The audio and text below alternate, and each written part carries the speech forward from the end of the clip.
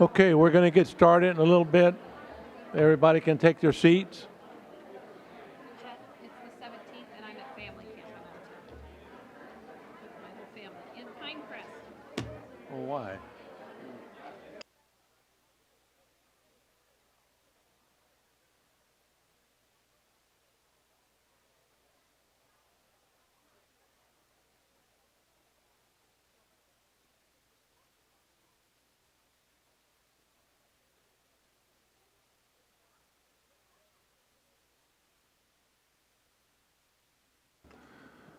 Okay, Mr. Fortuna, if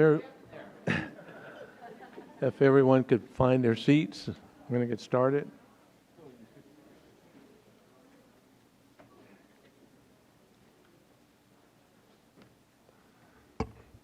Good evening. Welcome to the Elk Grove Unified School District Board of Education meeting. We just heard a nice sound over there. I want to announce that the board met in closed session and the following action was taken. We had public employee performance evaluation, our superintendent. Each year the board is required to determine if the superintendent's job performance is satisfactory or unsatisfactory. During closed session, the board determined that the superintendent's performance evaluation for the year 2018-19 school year was satisfactory with a unanimous vote and one absence. Public employees, we also took action on approved appointment of the following administrator, Rudy Ortega, principal at Florin High School. Today's meeting is being video recorded and will be available on the district's YouTube channel. Blue cards are available at the table just outside of the boardroom to my right for anyone who wishes to address the board. If you do wish to address the board, complete the card and hand it to a staff member to my right here. Please be sure to indicate whether the matter you wish to address is on the agenda or not on the agenda. The Pledge of Allegiance tonight is from Edna Beatty Elementary School. I want to call on Julie Rushing. Will be assisted by my colleague Beth Albiani and Matt Gibson, VP. Thank you. Please stand. I pledge allegiance to the flag of the United States of America and to the republic for which it stands, one nation, under God, indivisible, in liberty and justice for all.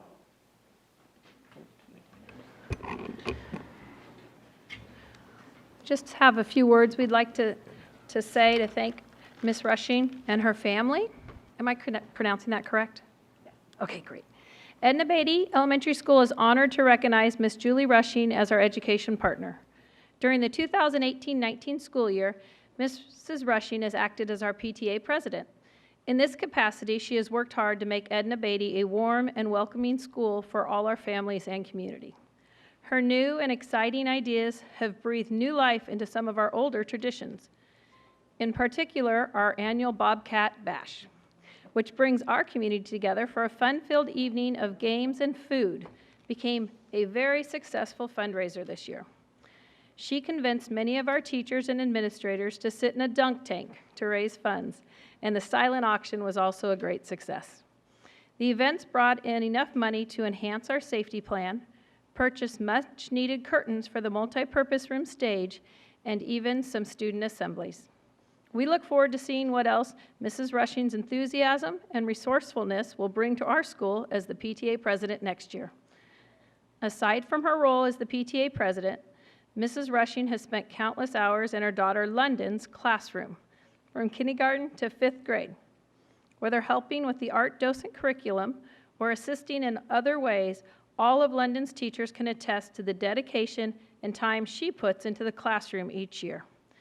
We can always count on Mrs. Rushing to be there for our school community, and we are honored to brag about her tonight.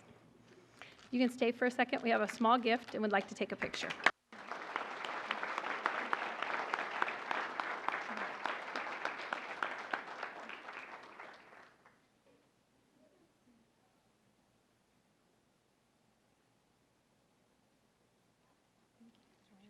Thank you for what you do. Thank you very much. Thank you.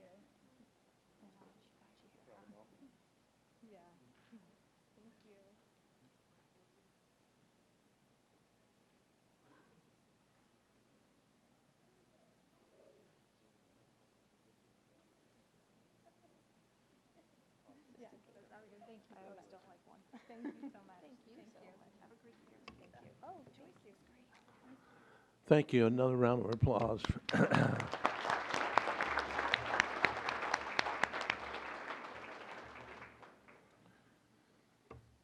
Okay, we have 2018, 2019 Employees of the Year. Call on Miss Shelley Clark.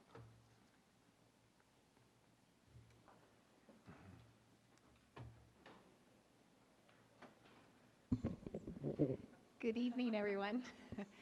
My name is Shelley Clark. I'm one of the directors in Human Resources, and we're here to honor this evening all of our Employees of the Year who reflect all of our many bargaining units and then some.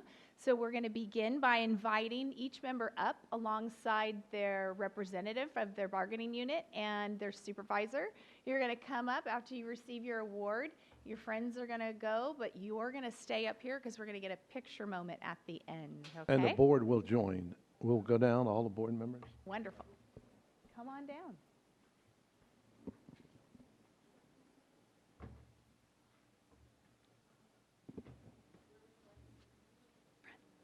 I think we're going to do the out front, right out here.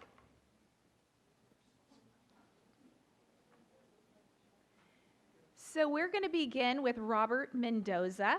He's being represented by AFSCME and joined by Jennifer Ballerina, Tina Reese, Jeremiah Miller, their representatives, and Jennifer Wilbrinks, principal of Roy Herberger Elementary.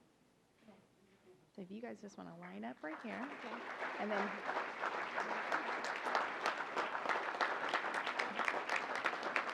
so I'm going to read a few words about Roberto. Roberto is a lead custodian at Roy Herberger Elementary School, where he began his career with the district in 2002. Roberto is an excellent custodian with an even better person. He takes so much pride in our school and goes above and beyond to offer a safe, clean, and comfortable environment for students and staff. Roberto takes initiative on campus. If he sees a need, he fills it. You can catch Roberto at the crosswalk helping students safely cross the parking lot onto campus, updating the marquee, and keeping the campus beautiful. He supports the staff by responding quickly to messes and broken equipment. Roberto is a silent hero at our school. He's kind, dependable, and never looks for acknowledgement for his hard work. He truly makes Roy Herberger Elementary School the best place for students and staff to learn, grow, and work. Thank you, Roberto, for your contributions and dedicated service to the school district.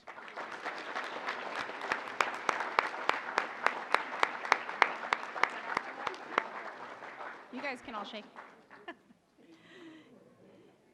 Next, we'll be joined by our representatives from ATU, Patrina Kennedy and Ramona Coy, and the Director of Transportation, Matt Sanchez. We'll be honoring tonight Manpreet Singh.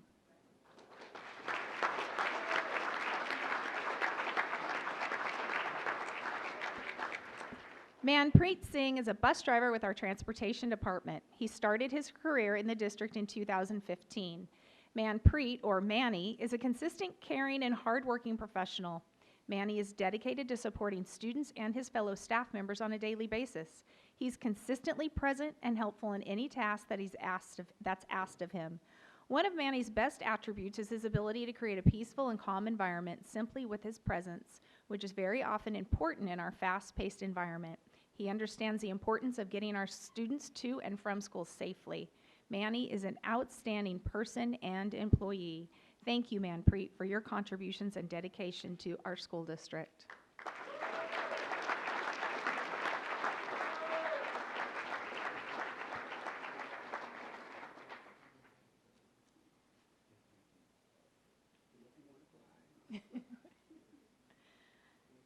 Thank you. Next, we'll be joined by CSEA, Carrie Baez, and the administrator, Dave Nickerson, Vice Principal of Florin High School, as we will honor the CSEA Classified Employee of the Year, Lily Stevens.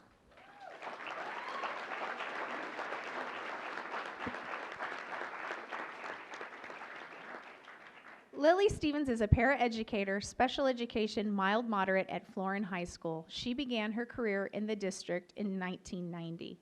Lily is exceptional in all that she does at Florin High School. She is helpful, resourceful, and is a valuable support person for students and staff. Lily has the ability to work with all students and provide them with academic and emotional support, as well as the encouragement to thrive. She is a way of brightening everyone's day with her cheerful attitude. She's highly motivated, and because of Lily, Florin High School is able to provide a higher quality of education and a supportive environment to our students. Thank you, Lily, for your contributions and dedication to Elk Grove Unified School District.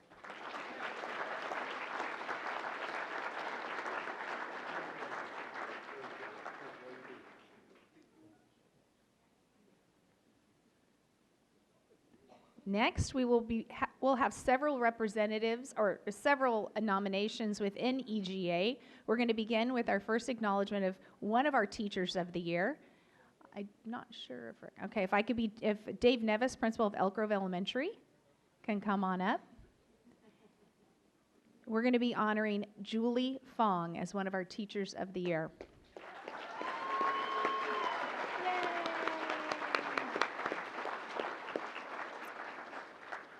Julie Fong is a teacher in special education, mild moderate at Elk Grove Elementary School. She began her career in the district in 1999.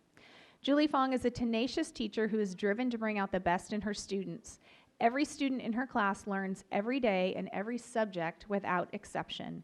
Julie provides multisensory instruction that makes learning visible to her students and helps to retrain how their brains store and retrieve information.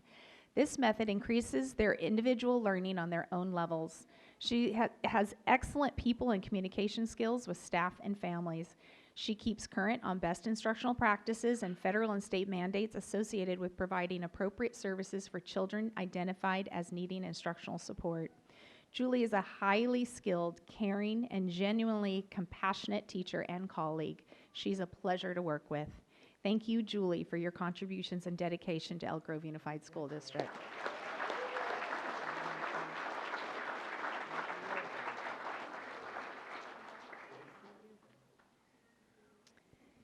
Educator of the Year, Dawn Grovehog. Come on up. We're going to be joined by Omar, Vice Principal of Pleasant Grove High School. Dawn Grovehog is a counselor at Pleasant Grove High School. She began her career in the district in 1997.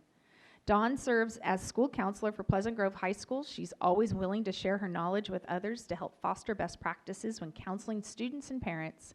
She's able to view each child's individual needs and complexities and provide a solution in the best interest of not just the child, but the parents and the school as well. Dawn is consistently kind, efficient, and effective with students and parents both on and off her caseload. She's very well respected and has She has an infectious personality. She can work hard, collaborate with a wide variety of students and parents. Thank you, Dawn, for your contributions and dedication to Elk Grove Unified School District.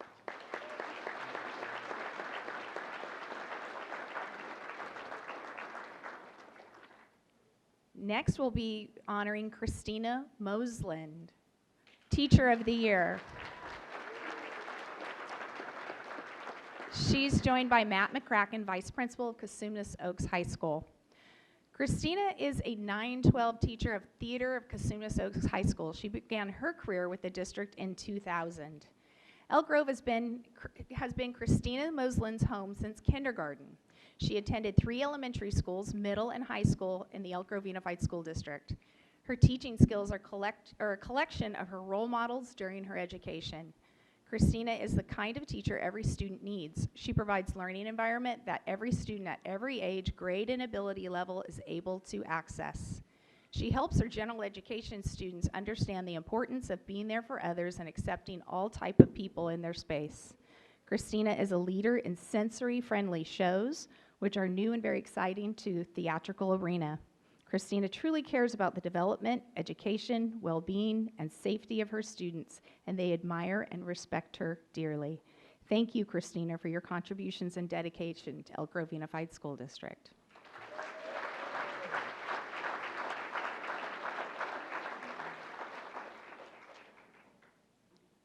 Another Educator of the Year, Leanne Aubert. Leanne will be joined by Kathy Hamilton, Director of College and Career Connections. Leanne asked us if we had the right Leanne when we came in to give her the award. Leanne is a curriculum and instructional coach in our College and Career Connections. She began her career with the district in 1998. Leanne is an instructional coach for the department and came to the department in 2016 after a long career as a science teacher at Smedberg Middle School and Sheldon High School and co-coordinator of the Sheldon High School Biotech Academy. Her coaching assignments include teacher development, middle school outreach, and college course articulation, a diverse set of responsibilities that require her to build trusting and productive relationships with a variety of stakeholders.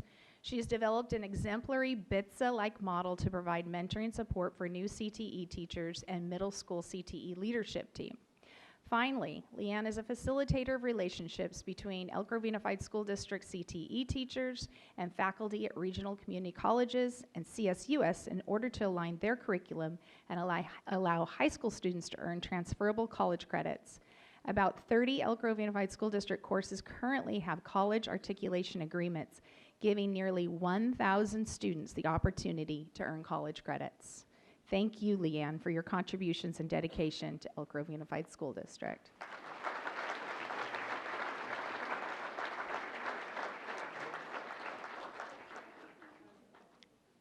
Next, our first EG Teams representative, EGAT. I want to invite Marty Hawk, Principal of Sunrise Elementary School and President of EG Teams, and Dr. Bendy Graywall, our Assistant Superintendent of Pre-K-6 Education, as we honor Jennifer Avey, Director of Pre-K-6 Education.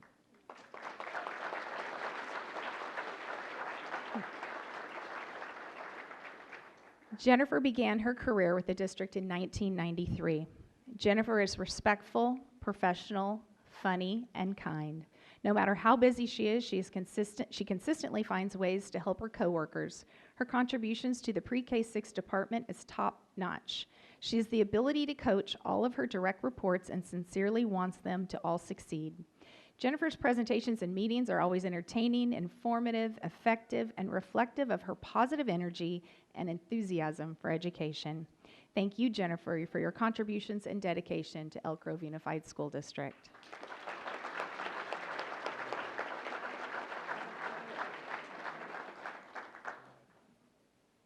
And then Marty, you're going to stay up here. Yeah. It's okay. You should listen to Bendy. She's your real boss. She's my boss. Next, we have EG Teams EG Best, our confidential supervisory employee of the year, Tracy Winters.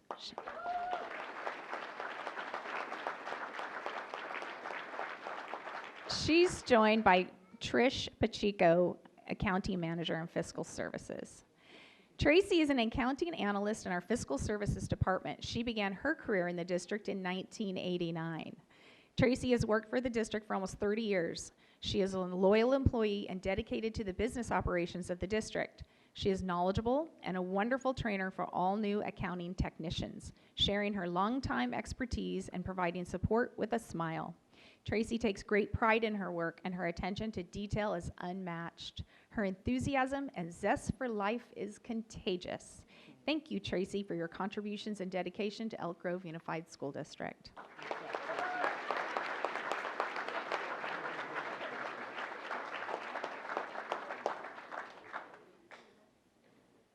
Next, we'll be honoring Administrative Support Employee of the Year, Susan Davis.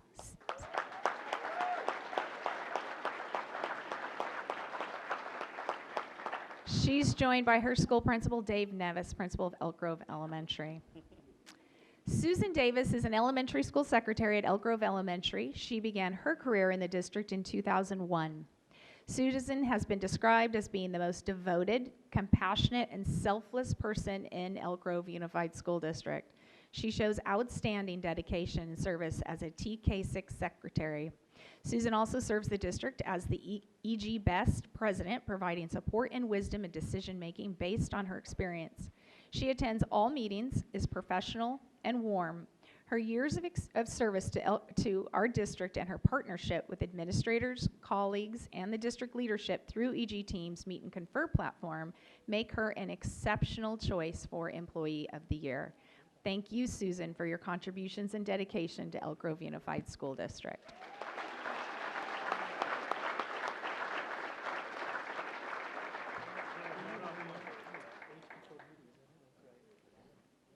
Okay, you can go now, Marie.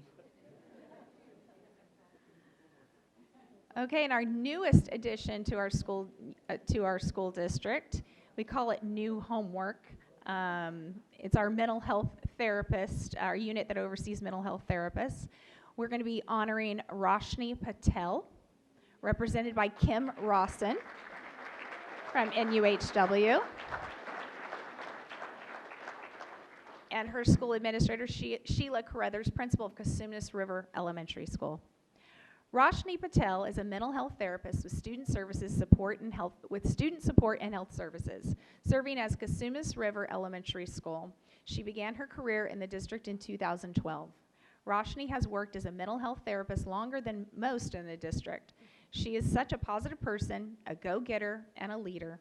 She's been described as being intelligent, caring, and engaged. Roshni has built strong relationships at her school sites with staff and students she sees. Roshni is an asset to her students and the school district. Thank you, Roshni, for your contributions and dedication to Elk Grove Unified School District.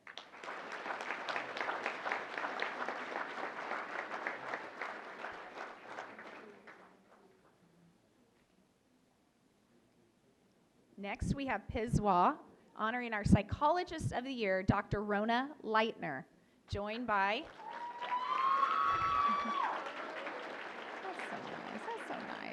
joined by Kirsten Banks and School Administrator Sherry Sanchez and Armando Fernandez. I see him down there as well.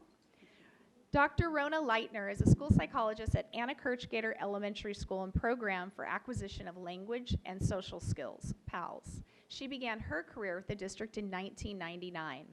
Dr. Leitner is a dedicated school psychologist and educator. She embraces the belief that all children can learn and that if it's up to us as educators, then we make it happen. Dr. Leitner is involved in many facets of school psychology and uses her breadth of knowledge to support student learning and enhance the knowledge and skills of our administrators, teachers, families, and fellow school psychologists. Dr. Leitner's passion and commitment to lifelong learning transcends to those who encounter her. Her body of work and her impact on students go well beyond expectations. Thank you, Rona, for your contributions and dedication to Elk Grove Unified School District.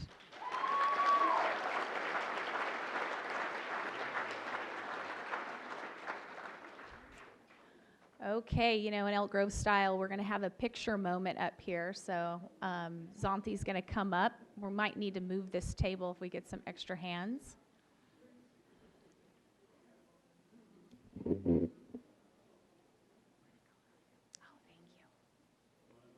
Are we up there?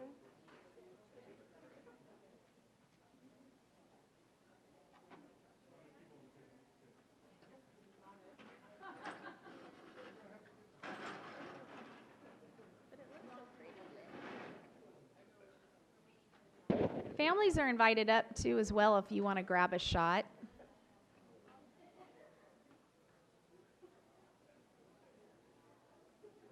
That's later. It's on the way home.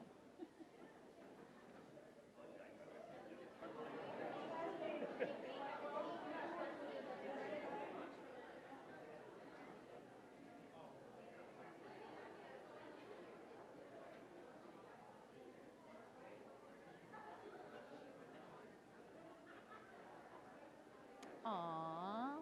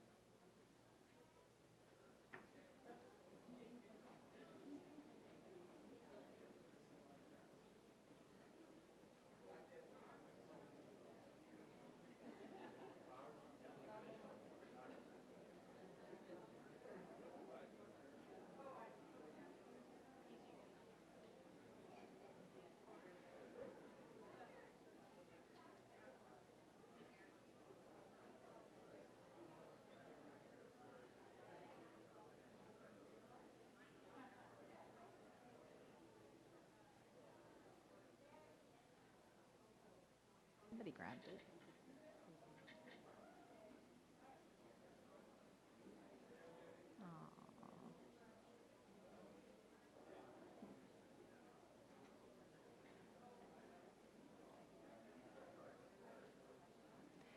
All right, everyone, please join me in a round of applause for our 1819 Employees of the Year.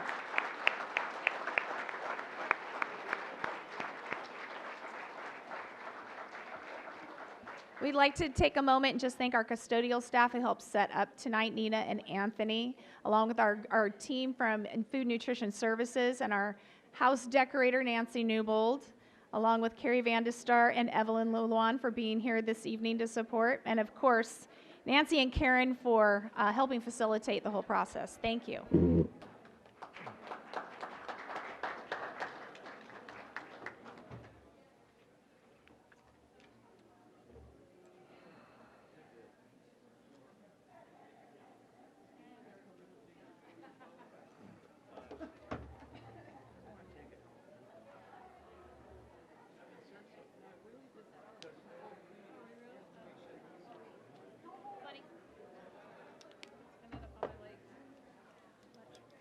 There's only a few hands.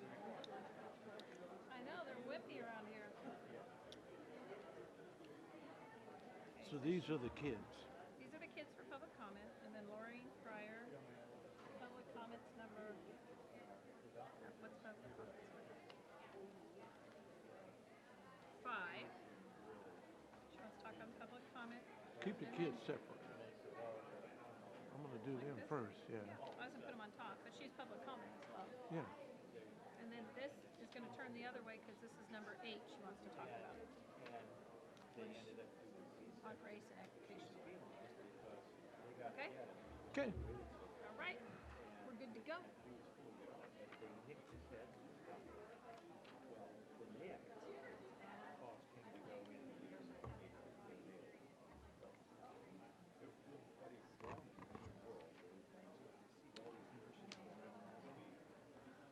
Okay, we're going to get started. Want the recognition of James Rutter Middle School award winners of the California Geographic Alliance Mapping Competition, Miss Pinkerton and Mr. Murray. Yeah. Go ahead. They got a presentation first. Yeah. After they do their presentation.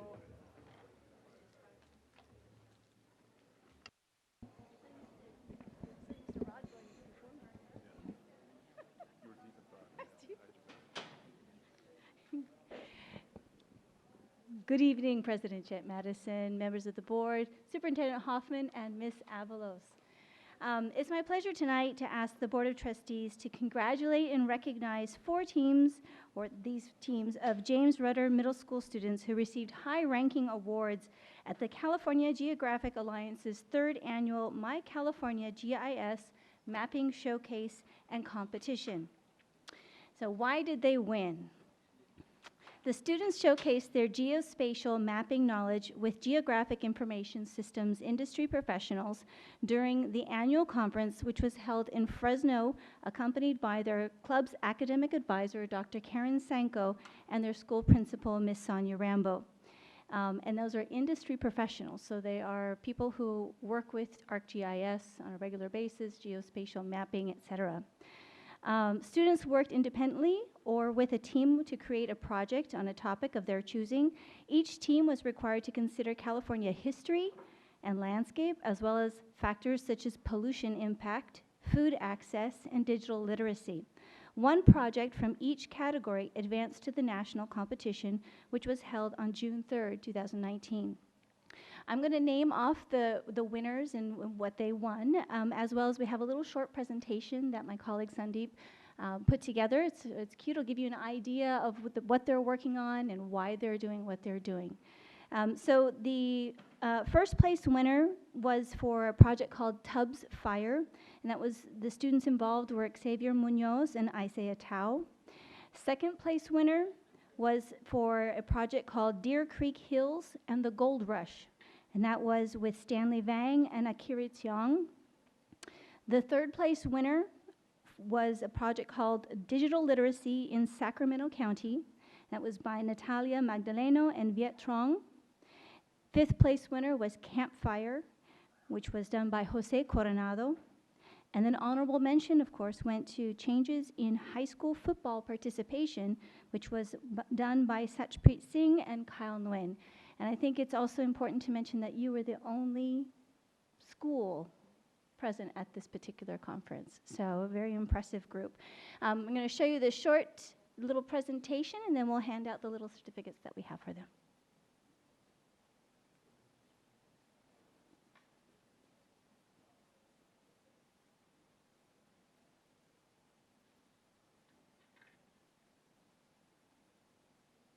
The mapping course that we used, Mr. Epstein designed. It's 8 lessons, and they did it in the classroom. It includes video and exercises that they did. And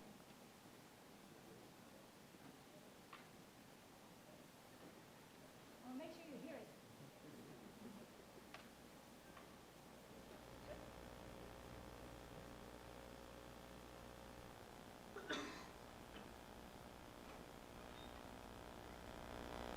the mapping course that we used, Mr. Epstein designed. It's 8 lessons, and they did it in the classroom. It includes video and exercises that they did. And then in the end, they designed their own maps. And then the kids that did the best, they asked to be part of the team. And then they worked on their own idea for their competition map. We chose a map for the Tubbs Fire, and the area it was covered, that Tubbs Fire covered. We got data from it, and it shows what areas were the worst and what areas were not affected that much. So on our competition map, we searched up schools. We got places from Valley Vision, and with the schools we checked if they had AP computer science classes or computer science pathways.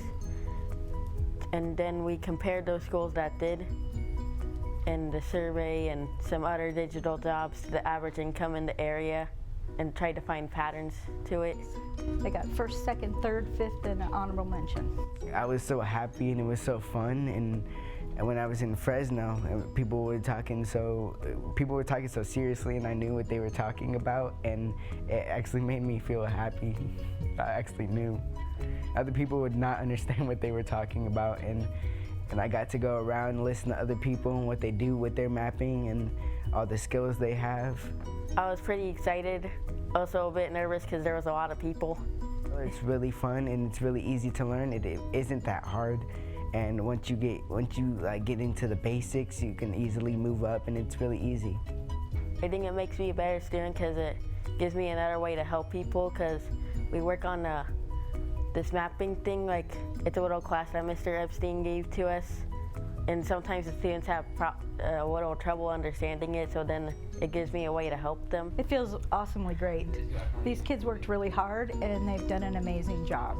Really, because I really haven't won a lot of stuff, and it's really cool, and we get recognized for something that we're good at. It feels pretty great to know that we have national recognition for what we did.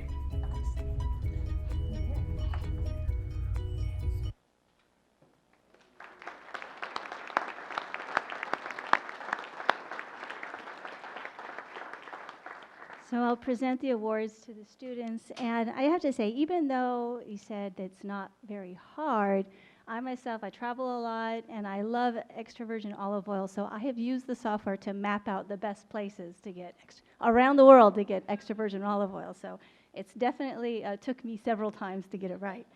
So congratulations. All right, Natalie Magdaleno.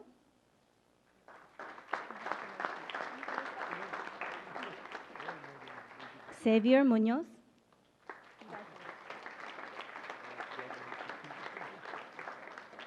Kyle Nguyen.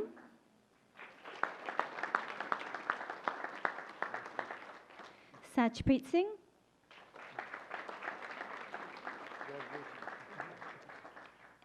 And Isaiah Tao. Thank you.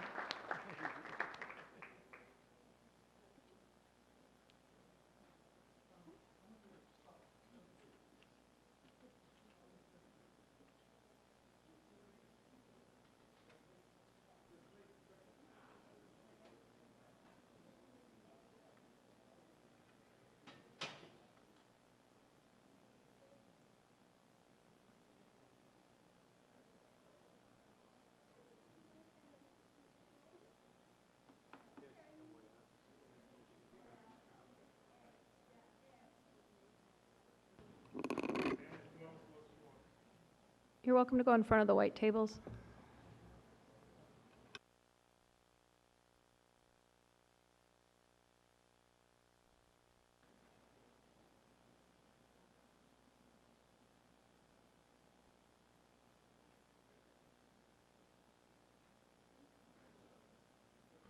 Much congratulations. Thanks so much to the teacher as well, too, and all the hard work they put into that program.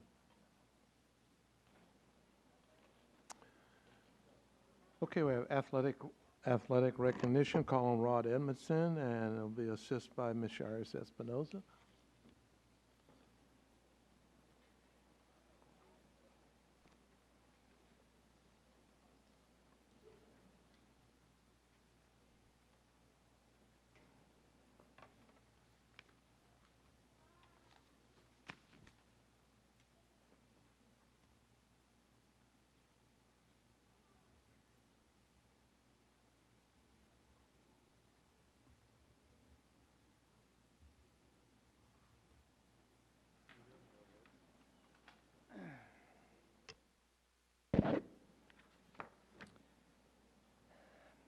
President Madison, members of the school board, Superintendent Hoffman, Ms. Avalos. Tonight I am honored to introduce you to our team and individual champions from our 2019 spring sports season. These extraordinary athletes have captured a Sac Joaquin Section Masters Championship and a CIF NorCal Championship. By capturing their championship, they have proven to be the very best in the Sac Joaquin section and in Northern California in the sport that they compete. To achieve this level of success, it takes total teamwork and pure individual mental toughness. And each of these athletes have one thing in common: dedication, determination, and perseverance. With that, it is my honor to introduce to you the NorCal and Masters champions from the Elk Grove Unified School District. Laguna Creek High School, the men's Division I individual doubles team champions. Coach Brian Brown and the athletes John Silva and Henry Hong. Unfortunately, they could not be with us tonight because school is out and they are all out of town, but I wanted to recognize them for their great achievement anyways. Sheldon High School, the girls 4x100 meter relay. This is the second year in a row that they've won this at the Masters Track and Field Championships, and 3 out of the past 4, I believe. Head coach Derek Downs and assistant coaches William Carr and Nathan Jones.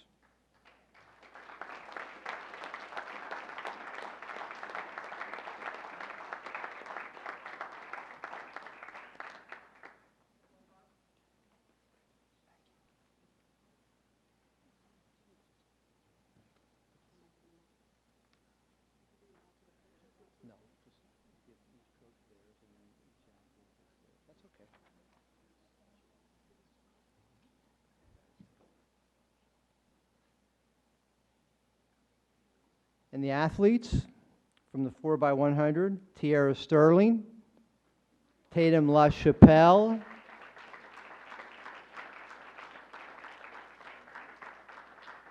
Alina Higgins-Greer,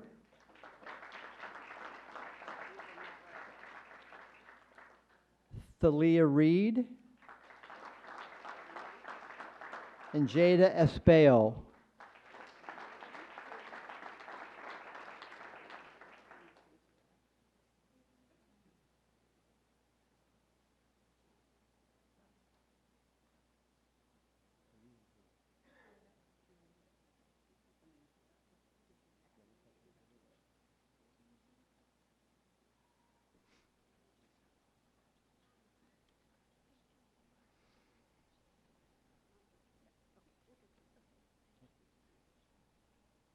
And also from Sheldon High School, the girls 4x400 meter relay. This is the 3rd year in a row that they have won the Masters Championship in the 4x400. Great accomplishment. Head coach Derek Downs. Assistant coaches William Carr and Nathan Jones.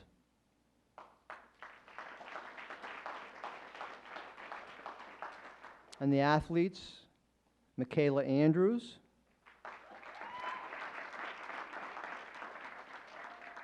Tatum LaChapelle, Jordan Abdur Rahim,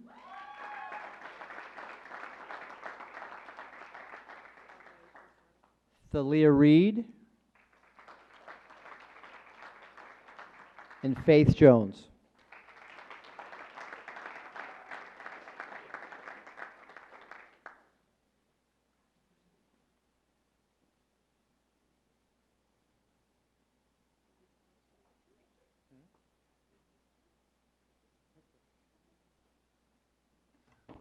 Parents, come on up. You can take some photos.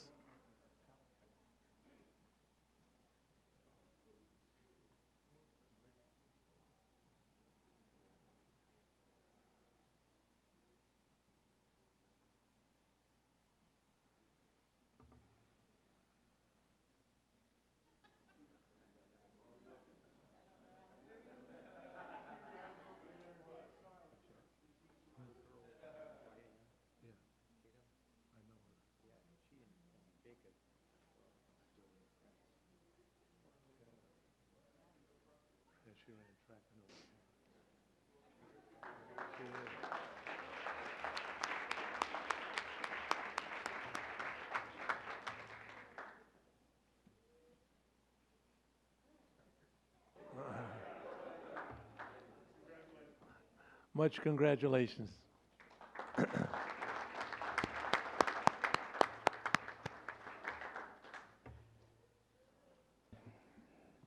Now from Elk Grove High School, the men's volleyball Division III NorCal champions. Head coach Jill Smith, who could not be with us tonight, so accepting on her behalf is assistant coach Anthony Garcia Brockman.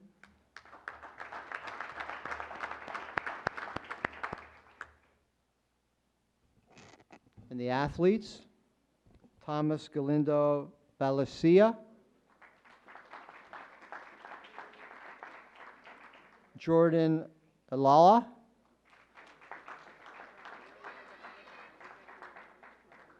Avneet Brar, Dean Loveridge,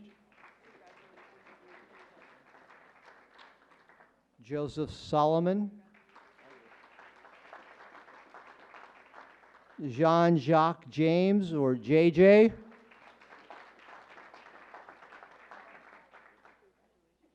Daniel McGlone, Ian Smith, and Tony Balasas.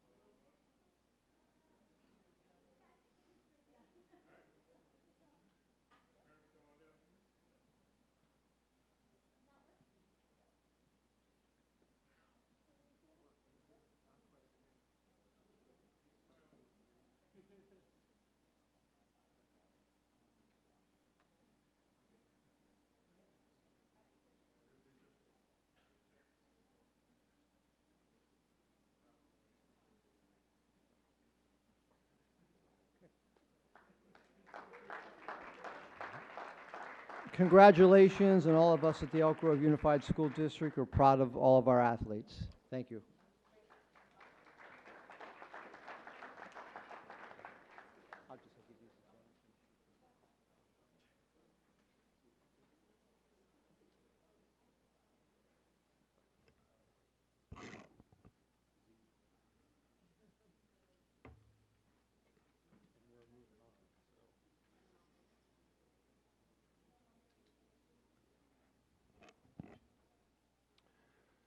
Okay, we have a request for student expulsion. I want to ask anyone wishing to address the board in closed session regarding student expulsion recommendation. Seeing none, I call for a motion. It's been moved by Ms. Allen. Second by Ms. Albiani. All those in favor? Aye. Opposed? Motion carried. Okay, our public comments.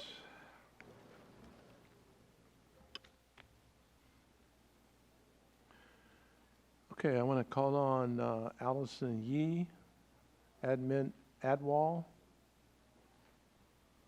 Loretta Gonzalez, and Matthew Craney. You can come forward.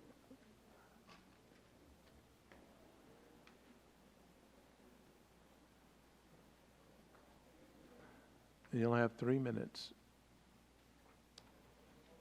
Hello, my name is Allison.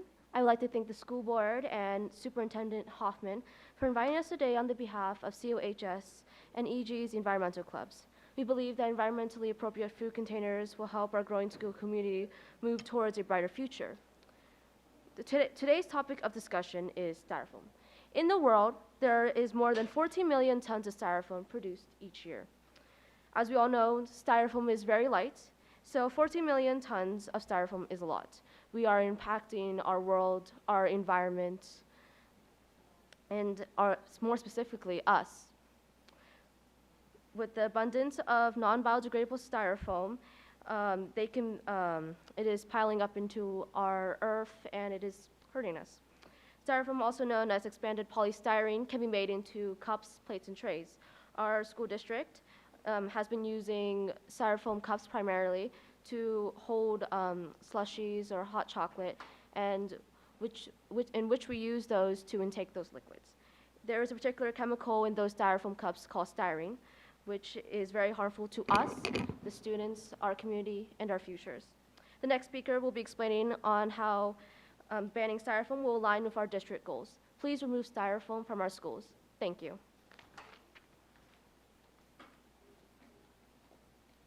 The Healthy Body, Mind, and Learning Initiative recognizes the importance of healthy students in our district in order to improve their overall performance, attendance, and behavior. To keep our students healthy and achieving their best, a school's environment cannot include any harmful biological or chemical agent such as styrofoam, because these factors are detrimental to not only our health, but the campus and its physical environment. Hello, my name is Amrita Apple. EPS needs to be limited. EPS is made up of dangerous chemicals. When we consume slushies and hot chocolate in cups made up of EPS, we are endangering our health. These chemicals cause cancer, hearing loss, and even death. Let's remove styrofoam. Hi, my name is Matthew, and when our classmates get lunch, part of their lunch is probably going to be a slushie because most kids like slushies. And this is served in a styrofoam cup. As a side effect of this, some of the styrene gets into the slushie. This is a very direct way for the styrene to be absorbed into our bodies, and this is very bad. Styrene is a carcinogen, which means that it causes cancer. Some other side effects are depression, headaches, and kidney failure. My classmates and I are the ones consuming this toxic chemical, and we want this to change. Please remove styrofoam from our schools. Okay, are you Hannah? Hi. Hannah? Yeah, I'm Hannah. Okay, go ahead. Immediate exposure to styrene is known to cause irritation to skin, eyes, upper respiratory tract, your central nervous system, and gastrointestinal tract.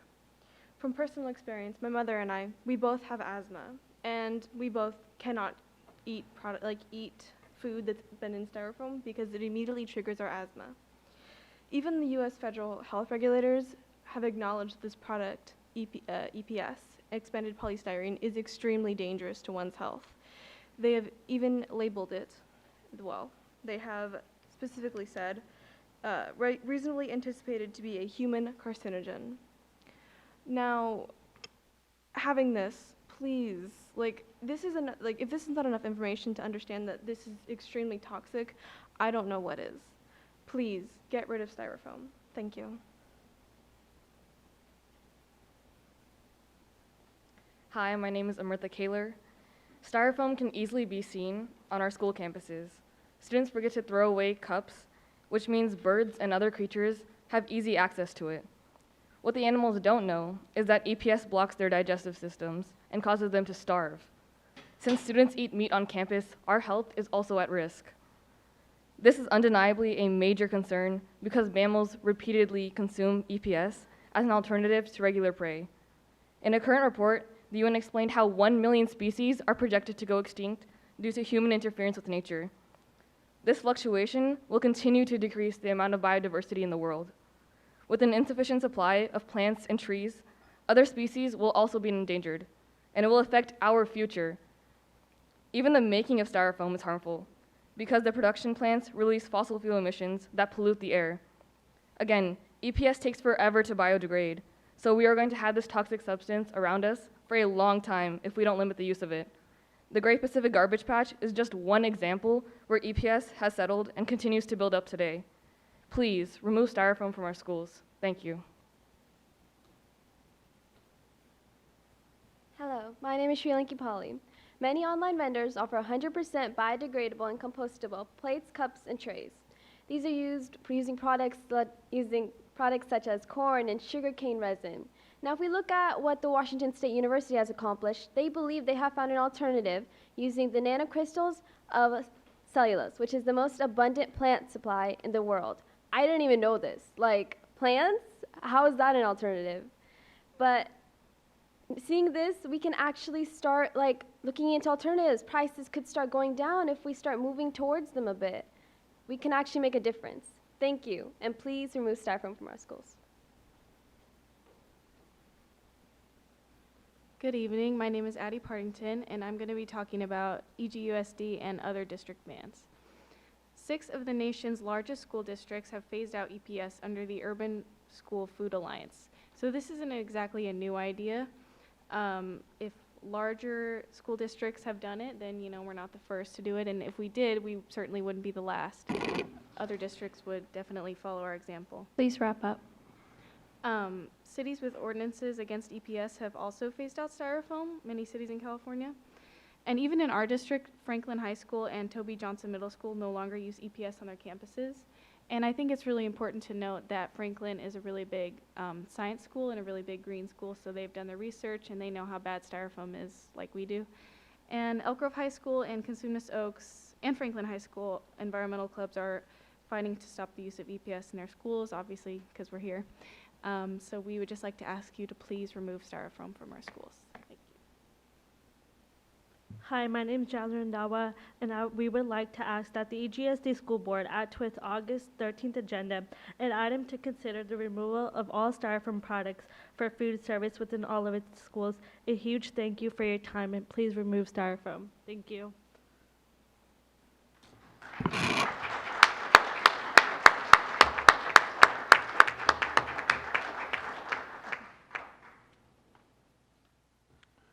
Okay, Lorraine Pryor.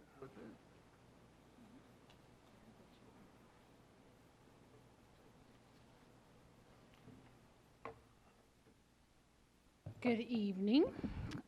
So I've been abreast of some of the incidences that have been going on some of your campuses, specifically with students using the N-word. I know that since we were here, there's been a story that's come out on KCRA 3 with the incident that happened over at Zinder Ranch. And there was a quote that Ms. Pinkerton provided to the media, and it said, "We will not tolerate acts of hate, expressions of hate, or any kind of hate speech, just like we won't tolerate bullying." And I found that interesting because I know that I've been here several times with parents complaining of bullying, and when talking to the parents, they feel that nothing is being done. And so I'm concerned that we aren't being very honest with what's going on in this district. I had a chance to sit in with a couple of your administrators with a family the other day, and what we were told in that meeting was that you cannot hold white children accountable for saying the N-word because black children say it. And I found that to be very interesting because we all know that It's the intent behind what is being said. Just like with sexual harassment, I don't get to tell somebody who feels sexually harassed that they weren't harassed. And so when students are complaining about or bringing it to the administration's attention that they are being called the N-word, it would seem to me that something should be done about that. And it shouldn't have to make it to the news for you to give some half-hearted statement with no action behind it. What we were also told in that meeting was that kids want fairness. Black children want fairness too. They want to be seen. I saw that there were some pictures on Facebook the other day, and you all participated in the Pride Festival, and you said love is love. Black children don't feel the love, and they have the right to be seen as they are wonderfully made. They have the right to be in their own and have their own agency over their beings. And if they're coming to you complaining complaining about being called the N-word, you don't have the right to tell them that you can't do anything about that. So I want somebody to look into that. Additionally, I just wanted to, and I'm going to make it available to you, and I don't know who I should email this to, but there is a chart that says how children react when they are subjected to racial taunts, bullying, discrimination, whatever you want to call it. And one of them is in their heart rate accelerates, they become depressed and hopeless, and they act out physically. And that is what we're seeing. We're seeing a manifestation of kids acting out physically because the adults aren't doing their job. And we need that to stop. Thank you. Oh, and I brought a book just so I brought the history of integration in this country, and I brought some pictures just so you see that black children have always been wanting to be treated fairly. So I don't know if I should pass it this way, just so you can look at it, and I'll put it there.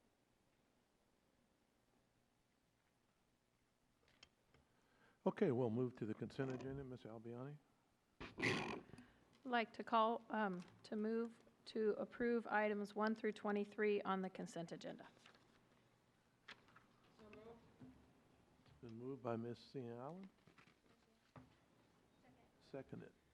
By Crystal. All those in favor? Aye. Opposed? Motion carried. Okay, call on Matt Espinoza, progress report on race and educational equity. Yeah.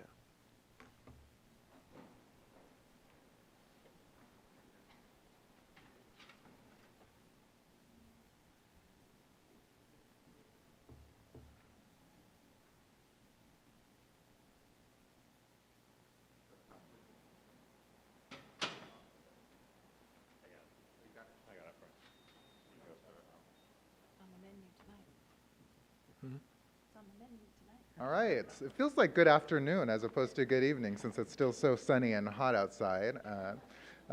President Madison, members of the board, Superintendent Hoffman, Ms. Avalos. We're ready for our June Race and Educational Equity report. And this one is focusing on the foundation of opportunity and access. And as we start to unpack this foundation, which really focuses on the goals of improving access to supports, both academic and socio-emotional, and it really speaks to kind of the infrastructure and the systems and policies that we have in place that allows for that access to happen or impedes access for some groups of students, and that's what we're working to address.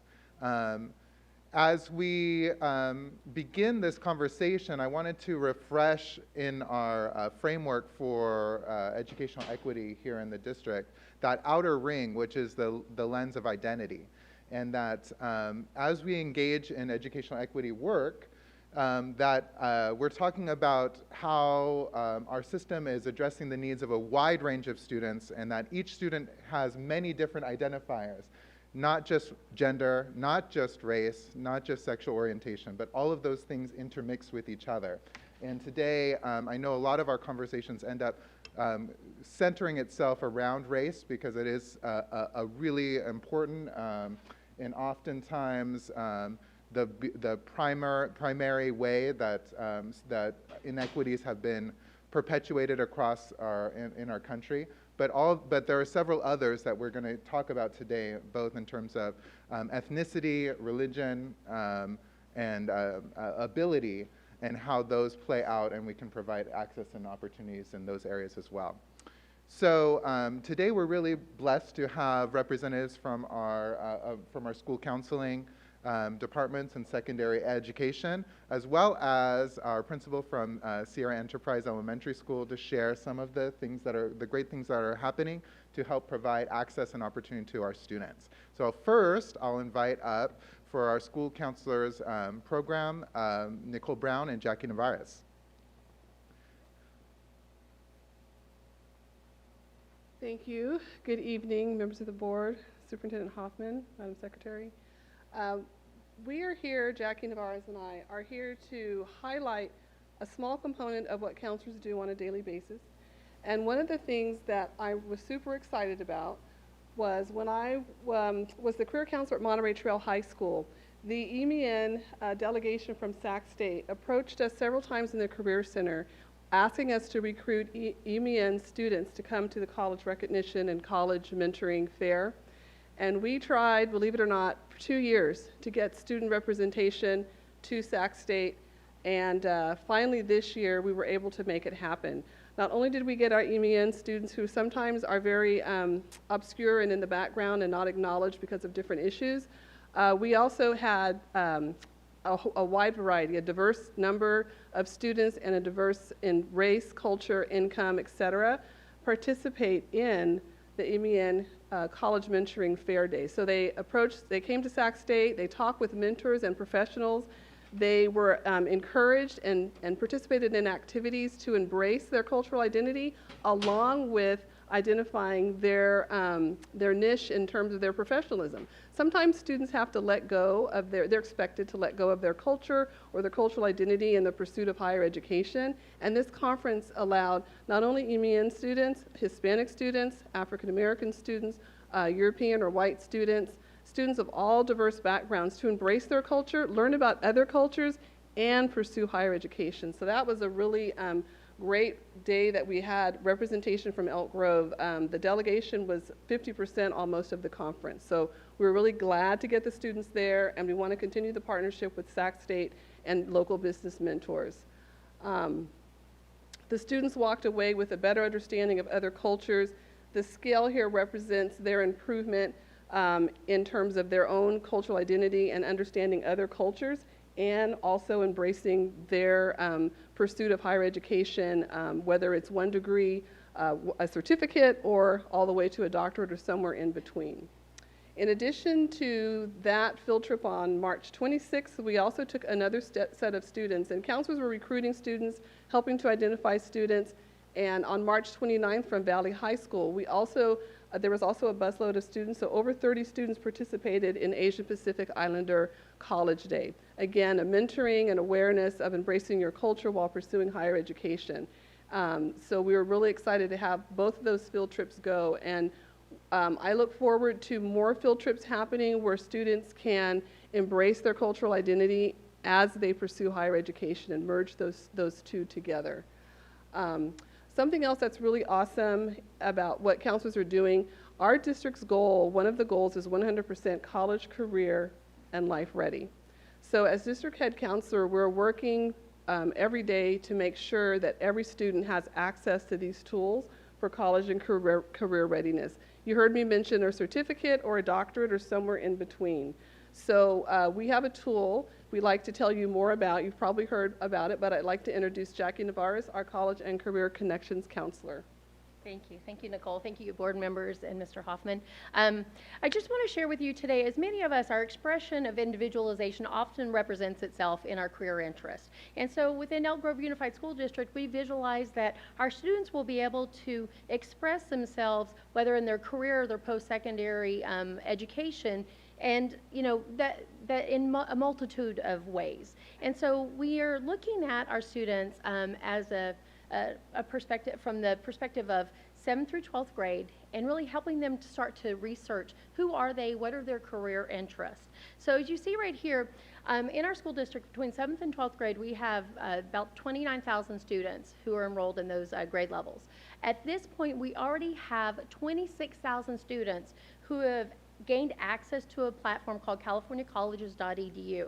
This resource is there to provide our students with a one-stop shop opportunity to look and explore themselves as a career being, as a post-secondary being, as an educational being, and then to be able to set a plan to be able to achieve those life goals. Right now, we also have 13,000 students who have actually done a career assessment. So within our school district, out of the 29,000 students, 13,000 have already done a career assessment. Our goal is that all of our students will have a post-secondary plan. And so our intent is to create an individualized career plan for each one of our students. And that's to be uncompromised by obstacles, whether it be race, gender identity, anything. It's who they are as an individualized person, being able to express that in the workforce or in educational settings. So how are we doing that? So specifically, all of our students from 7th through 12th are engaged in grade level activities. Primarily, some of these activities are career assessments. So we're looking at learning styles, how they learn. We're looking at what their interests are, doing a career assessment based on that. We're looking at how they express their intelligence, doing a career assessment on that, and personality. So these build upon each other to help our students when they are going into their junior year to have multiple measures of their intellect and their interests to be able to help them develop those post-secondary plans. Now they're not doing it in isolated fashion. They're being scaffolded. Every single 7th through 12th grade has a CCGI, californiacolleges.edu lead. And those leads are working with their staff, their teachers, their parents to engage these students in these activities. We're also outreaching to our ELAC, our bilingual translators. They've all been trained in californiacolleges.edu, as well as many of our Latinas Madres of our programs on our campuses to engage our parents, because this is not only a portal for our students, it's a portal for our parents, where they can, unencumbered by time frame, at 2 o'clock in the morning, they can go on and they can find out, well, what's the difference between the DREAM Act and FAFSA? Okay, so how would I, get my student to be able to apply for scholarships? How do I even know if my student is eligible, is CSU or UC eligible? It's all on there. Their transcript data is pre-populated, and they can see on a color-coded way whether my student is A through G compliant. And so I just want to thank, Elk Grove Unified School District for giving our children this opportunity, for giving our parents opportunity, and for the board members for giving this opportunity. I want to just say that as we're crescendoing with this program and this platform, I just think we're going to see more and more of an engaged population of our students as they see the relevance of their education in regards to where their career interests are and their future. So thank you so much for your time. All right. And so thank you to our counselors. Next, I'm going to invite up Patricia Hecht and Samantha Moore to share some of the work that's being done through an access program at Sierra Enterprise.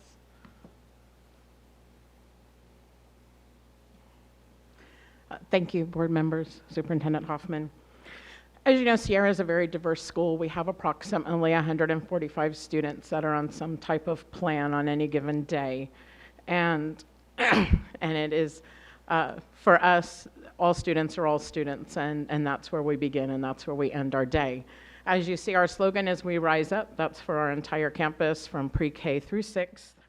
Our school goal is understanding the culture of the home, of the student, and building those relationships.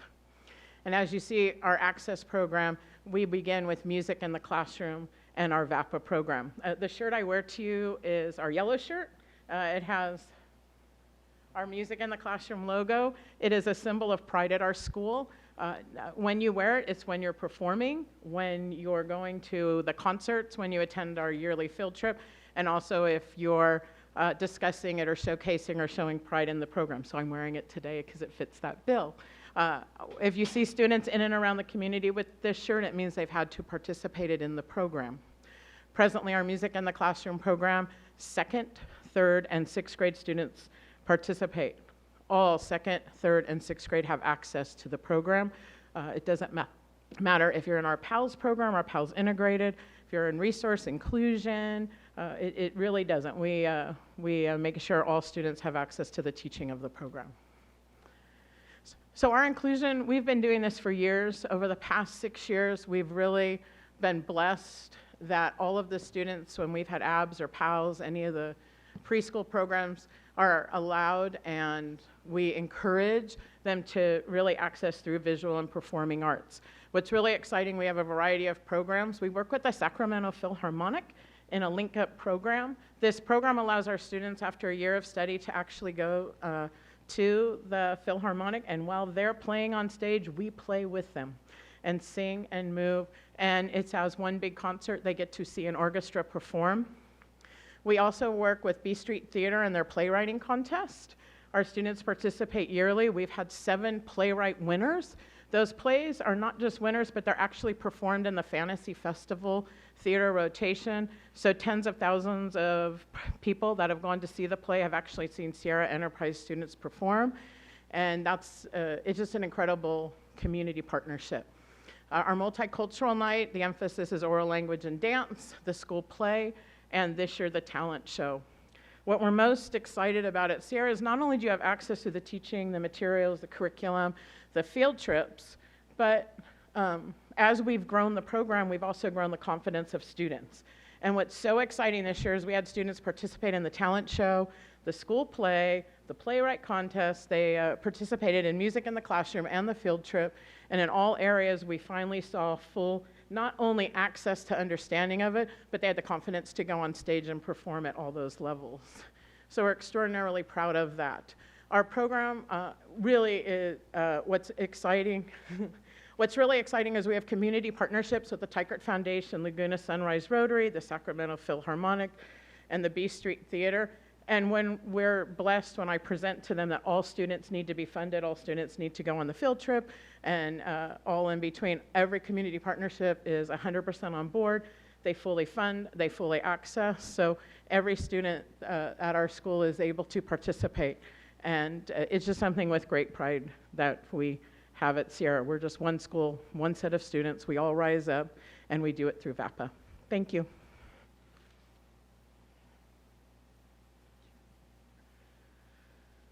All right, so a couple of closing thoughts for this report today. One of the ways that we're tracking the impact of our efforts and opportunities to provide access to our students is through our annual socio-emotional learning and culture and climate surveys that are provided to students. And we have sobering results that need to drive and continue to drive our work in this area. While we've seen across the board increases from the last 2 years, steady increases, they're still not enough. In particular, first looking at some of our student designations by programs in which they are served, we see that while across the board our supports for academic supports tend to be higher than any of the other areas, one of the areas that in every single group is the lowest is the sense of belonging and school connectedness.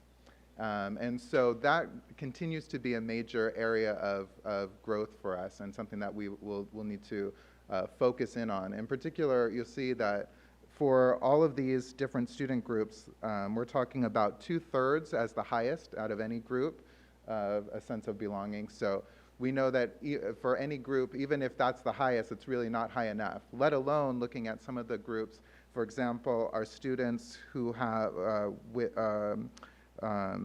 designated as homeless as having a sense of belonging of 54%. You know, it's kind of heartbreaking to think that we can't provide a sense of belonging, knowing that they don't have stable housing in their lives, that our schools can't do that. So there's work to be done, and we've got the right people to do the work, and it certainly will be an area of focus as we move forward. You see the same trends now as we break down by race, and in particular, we have our African American students who who reported the lowest sense of school connectedness and belonging. So another area of priority for us to address. But even in the highest percentage, being 67%, is still not sufficient. And we hope to continue to increase those scores, but even more so in the years to come. So that's driving our work going into the next school year, and working with our community partners, and working with our school counselors, and working with our principals who are interested and willing and have the capacity to do that work, to really start to move the work forward, and make better connections with our students so they feel a sense of belonging in our schools. Next steps, so those are our next steps. While we've made a major impact as far as academic supports, really putting our emphasis around our socio-emotional supports to build that sense of belonging is the next step, I think, within this foundation. All right, so with that said, as we close, I'd like to invite up our presenters today to honor them and thank them for being leaders in our educational equity work. So if we could have Jackie and Patricia and Samantha and Nicole join us up here, and we'll take a brief photo.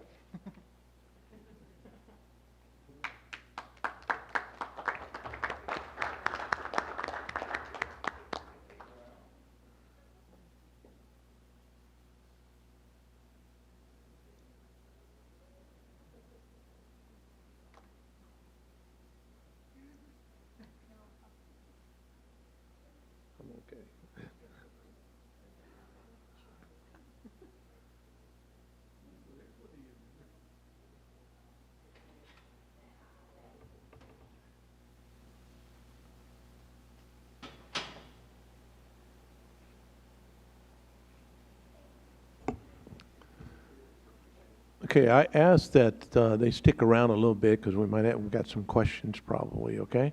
Yes. And I have 2 blue cards on that. Lorraine Pryor, you want to come up first?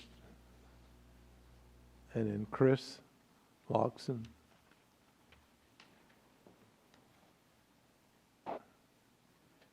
I don't know why, but I get increasingly frustrated when I see the race and educational equity presentations, because it seems like we are taking of an outlook on just throw everybody in a bucket and we'll address the issues all at one time, when you have a specific subset of students, Black students, who seem to be having an incredibly difficult time in your district.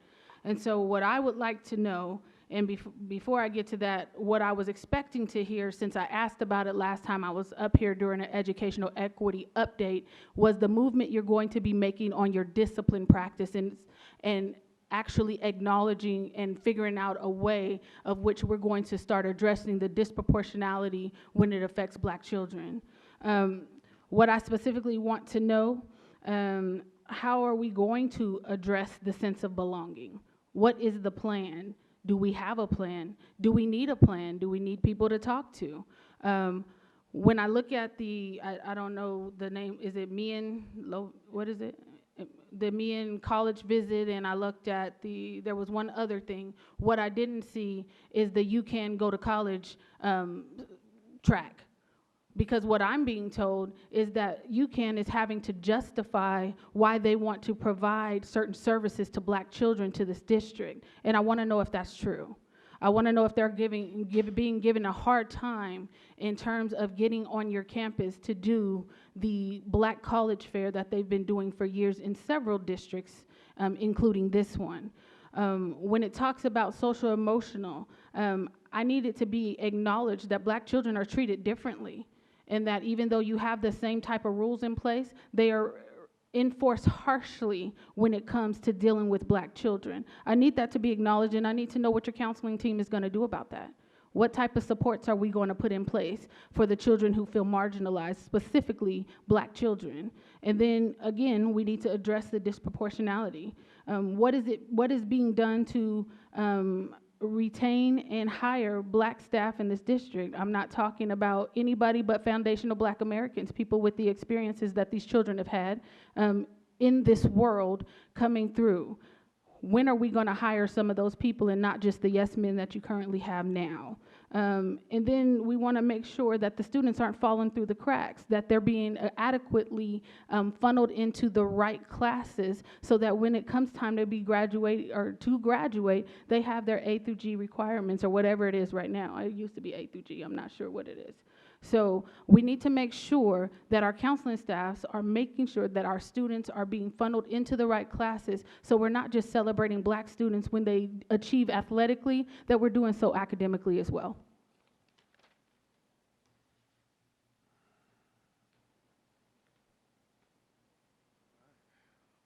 It's been a little bit of a while since I've done this. Chris, by the way. Really quick introduction. I didn't plan on speaking today. I just came to sort of listen, though I've been here several times. I don't live in the district. I live in Sacramento. I'm actually originally from New York, but I've been active pretty much all my life in the lives of the people that matter to me. So I just wanted to reiterate some of what Laureen said. From what I understand, the project around race and equity and education here in Elk Grove was motivated by the problems that black children were having. So I would put to you and to the staff that's been working on this issue so hard, and to the advocates also in the room, that you be very intentional and very specific, and target very specifically the children, the black children, who are motivating this effort. The lens that I saw, the circular lens, that's analytically incorrect, to be quite honest with you. Race is at the top of that. Race, particularly race and lineage, is at the top of that. And if you don't go directly and straight for it, and if you try to do other things at the same time, that is a recipe for failure. That is a recipe for the problems that we don't want to continue.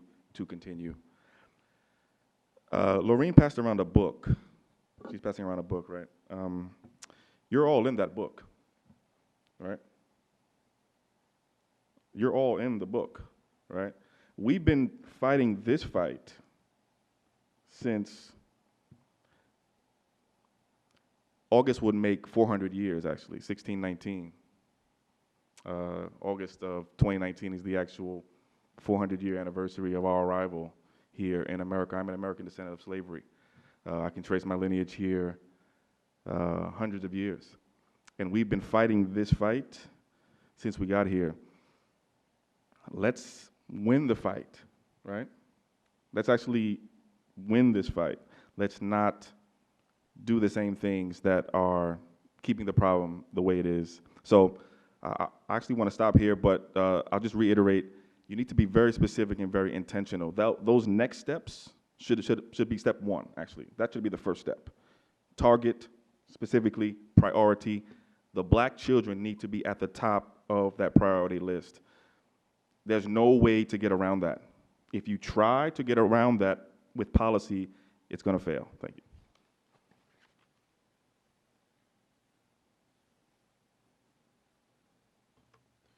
Okay, we'll start probably with some questions now. Mr. Fortuna, if you want to start off with okay, this where's last Matt? report.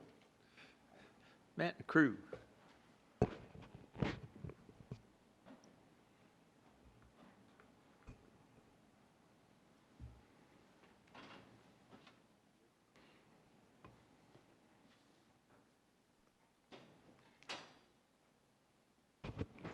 Okay, I'm going to start out with an old saying. I like to do this all the time.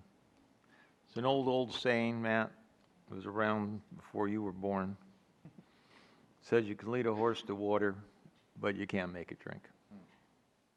How do we get kids that are not feeling connected to drink?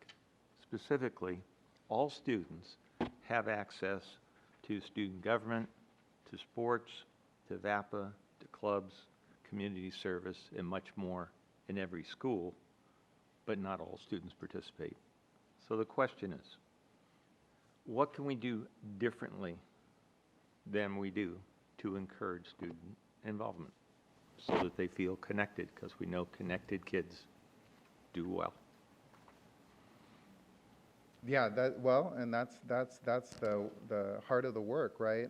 Right now, it starts with relationships and figuring out how to build that. I think that's one of the reasons why we've made a strong investment in the Arbinger Institute to help all of our staff members recognize the need to humanize and build authentic relationships with individuals.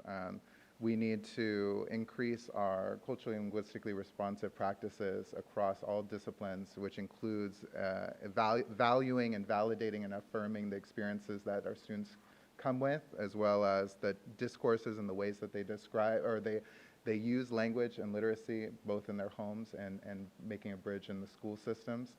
So there's a lot of professional learning and coaching and support that goes along with that, because naturally our tendency, each and every person in this room's tendency, is to replicate and validate that which we know. And so when we are serving a diverse population, and there are lots of folks that come in with discourses and backgrounds, beliefs, and experiences that we may not be familiar with, we have to, it takes a really intent focus to make sure that we are open to those and that we are inviting those alternatives into the room. And so starting with a commitment to relationships, I think, is a big piece of it, and then making sure that we have the range of support services to help students feel connected to the school that can come from our school counseling and other socio-emotional programs, student supports programs as well. And I know that you've been active with the Office of Parent and Community Engagement. Would you agree or disagree that the parents of the students have an equal responsibility to assist their kids in being connected to the schools in terms of participating in activities that are available? I believe that the role for success lies in each and every partner. However, our responsibility is to hold up our end of the deal. And I think that we need to connect, collaborate with, and recognize the values that our families can present, which may not always be in line with how we as a parent might present and support our students, and be open to that as well, and provide resources for them to make those connections. Because the families have a major role to play, starting from early childhood all the way through. And they have a lot of assets and resources to provide our schools, and they can also be a great bridge for our staff and our schools to make the connection with home life and home literacy and home experiences. They can help be the conduit for understanding and learning that. So the more that we can value them and value them as a partner in learning, the more successful we'll be at addressing the needs of all of our students. Thanks, Matt. Thank you all. Where to begin? So first off, thank you to the program and the school site that we're recognizing. We so appreciate you trying to think of ways to reach our students where they are. We clearly need more of that. And that's really where my questions lie. Mr. Espinosa, you mentioned that we need to target social and emotional learning for our target groups. Do we have a district-wide plan in place to develop that capacity right now? Where are we in that, doing towards that goal right now? Right now, as a coherent body, we're at an emergent phase and recognizing and starting to pool resources and figuring out what different sites are doing. Each site, though, and maybe Sierra Enterprise can speak to that, each site are at vastly different areas. And so we have some sites that are really excelling in this area, and some sites that are emerging, just beginning to address those socio-emotional needs. I don't know if there's anything you can speak to. Yeah. I want to commend the district Student Support Health Services under the direction of Don Ross have hired social workers to focus specifically on social emotional learning. And I believe as district head counselor, and I've been in the district since 1995, and we've seen the escalation in social emotional angst and related situations and issues. And I believe that the directors, the district is hearing that voice from the counselors, because there is a focus, a growing focus, you mentioned emerging on social emotional. If we can get our students to be socially and emotionally competent in handling anxiety and stress, just to name a few, that leaves more time for college career, 100% college career, and life coping skills ready. So I really support the district's move towards focusing and incorporating social emotional learning to decrease the anxiety that happens when, not to be too forward, but sometimes when that horse is being forced to drink the water, there's a lot of anxiety in the air, and the horse doesn't want to drink, but the horse is thirsty. And if we stop a little bit and we say, okay, what's happening, what's in the air, what's going on with this kid or the situation, just acknowledging 400 years of things happening, and I'll say things because you all know what I'm talking about. Sometimes acknowledgement goes a long way, instead of just saying, well, this is how it is, this is a mirror of society, and you're just going to have to accept that this is the way we are. Sometimes we have to be in the forefront of making some of those changes. So there's a lot of anxiety, and I think social anxiety along with racial anxiety, those are all mashed together. And if we can make sure we focus in on social emotional learning that incorporates the racial issues in that social emotional learning, I think we'll make a lot of headway. Thank you. In my previous life, I was a mental health therapist, and one of the ways that I see the California Colleges.edu being an intervention is helping our students to be able to develop an identity about themselves. And through this platform, we're able to actually help our students. We're able to see what students are interested in. So University of Alabama has a very unique perspective where they make sure all their students are connected to something. They make personal phone calls to their students to make sure they are invested in a club, a career, a sport. And so in getting this information at CaliforniaCollege.edu, it allows our counselors to be able to do that in a more quick fashion to be able to get that information. So I've had students that both were interested in chainmail, right? Making chainmail. Having those separate conversations and then getting their permission to bring them together. I would pair friendships up like that. So I see utilizing CaliforniaCollege.edu as a way to do that as well, looking at our students who are interested in going into aerospace, engineering, looking at our students who are interested in, website publishing. So it's not just, looking at in that career focus, it's also helping our students to bond over common interest. Okay, thank you. Just a couple more questions. I think it was Ms. Navarez who mentioned, Who mentioned the importance of your practices of understanding culture and how you guys are making that a priority. No, I'm sorry. It was a Sierra Enterprise presentation. How you guys are making that a priority. Can you tell us a little bit more about what that looks like? What are you doing to get better in that area? Well, you first have to make it a goal, and you have to have a vision that you're going to get there. Second, we were blessed that we were able to bring guest speakers into our school that had the expertise that we did not, and train our staff, meet with our parents, and meet with our students. And then I have an extraordinary, great staff that you can't get to every child one way. And so my love is VAPA and basketball, and so I can handle that. Ms. Moore does GATE and leadership and works with our students. We do it during the school day. We send a questionnaire out to every family in 3rd through 6th grade about what their children's passions are. We don't look at their classroom behaviors. We don't look at their attendance. We don't look at some normal indicators of the past. We want to hear from a parent and a child what their passion is. And then we allow them access to those opportunities because sometimes some traditional indicators don't work for all students. And so we've been a little more creative at Sierra so we can include more students in the fold. And then we offer a wide range of APA. We have our yard staff does sports activities on the yard. We also have our GATE program, our leadership program, CRESS, which is a STEAM program of science, technology, the visual arts, math. We have a media club. And so what we've really tried to do is educate our staff first, let our parents know that's what we're doing, providing continual education to our staff on a monthly basis, and then ensure that every child has an avenue to get there in their way. And that's really what we're doing presently. Thank you. Thank you.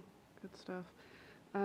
Last point I'll make, really, I don't know if there's going to be a question in here, but since we really began our discussions on this topic, I think we've struggled with the need to move in a targeted fashion very quickly, particularly towards the issues that that kind of started us down this path, right? The racial experience of African American students in the district.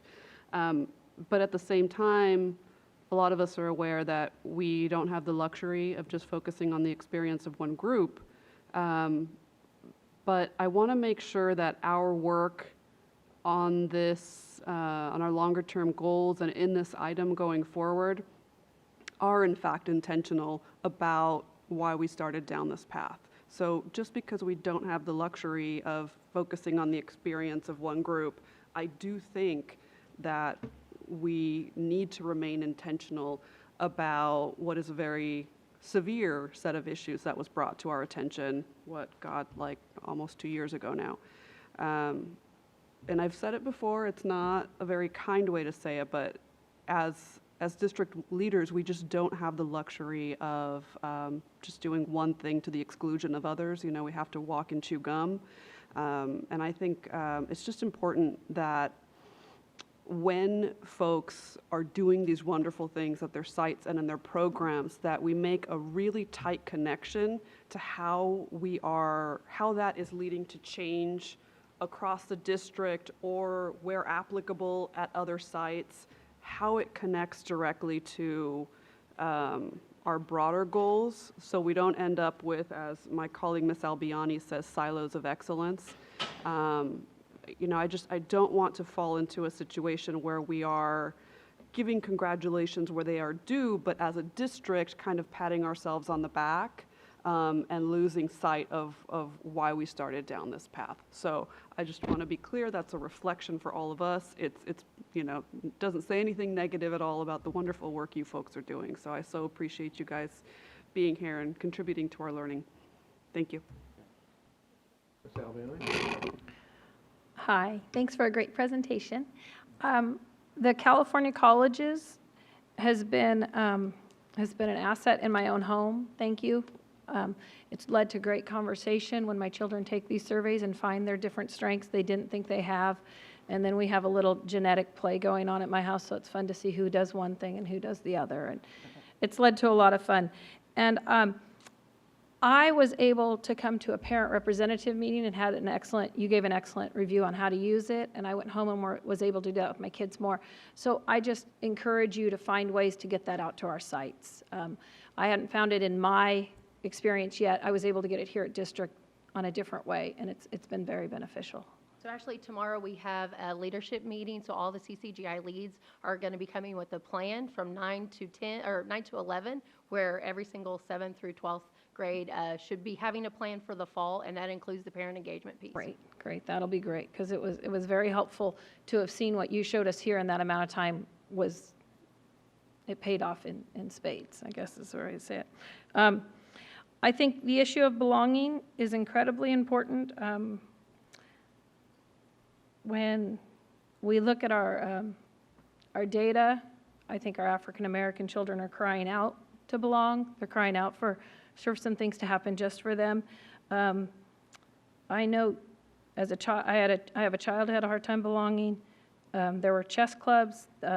Pleasant Grove High School started a baking and board games group because not everybody's into sports and a lot of people like to play board games. So I think it's my mantra, we need to share where we're finding our successes and find some sort of format for people to go to them that says, your data's low here, and put you in a room with those people, and what are we doing that works for you, and what are you doing that's going to work? Reaching down to the middle schools, I've done some stuff with the BSUs this year. I think that's a very natural fit for some of the needs in our schools, and reaching down to middle school to help encourage them to have a place to go and feel belonging when they're coming up to high schools, I think is it a very obvious place that we have some strength and people interested to grow. We're being led by our data, and our data is leading us right to what started us down this path. There's no question about it. So, and I think as we become more open to having these discussions and being honest through our Arbinger work and our things like that, it's a reflection of where am I in this? I've done a fair bit of equity training, and it's always a reflection. I'm not where I want to be, I know, but where are we right now, and where do you want to be? And then how, as a district, are we going to get you there? So we need to know what do we need to do? Where are we finding the success? How are we sharing it? And I think there's no denying the fact that there are certain places that have to get taken care of, and we need success to raise the whole boat. Thank you.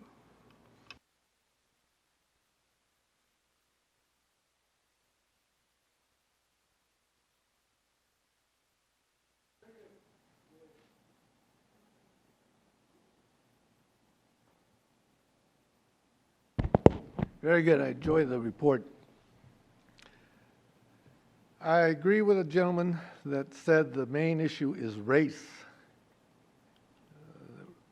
culture, ethnicity. We haven't caught up to our student body. You know, the colleges haven't caught up with the curriculum of study for this new population of Elk Grove Unified School District. It's changed, but yet training of our teachers, our administration, even some of our board members that don't understand that it's not the problem of our students. They're not the problem. It's not the problem of our community. That's not the problem. It's issues that you mentioned. The history has the racial history, the hate that we have in our communities, in our nation, in the world against people, keeping them down constantly. The history of racism. And start with the Student Conference Day. Excellent report. I believe that. I participate in Cesar Chavez Youth Conference.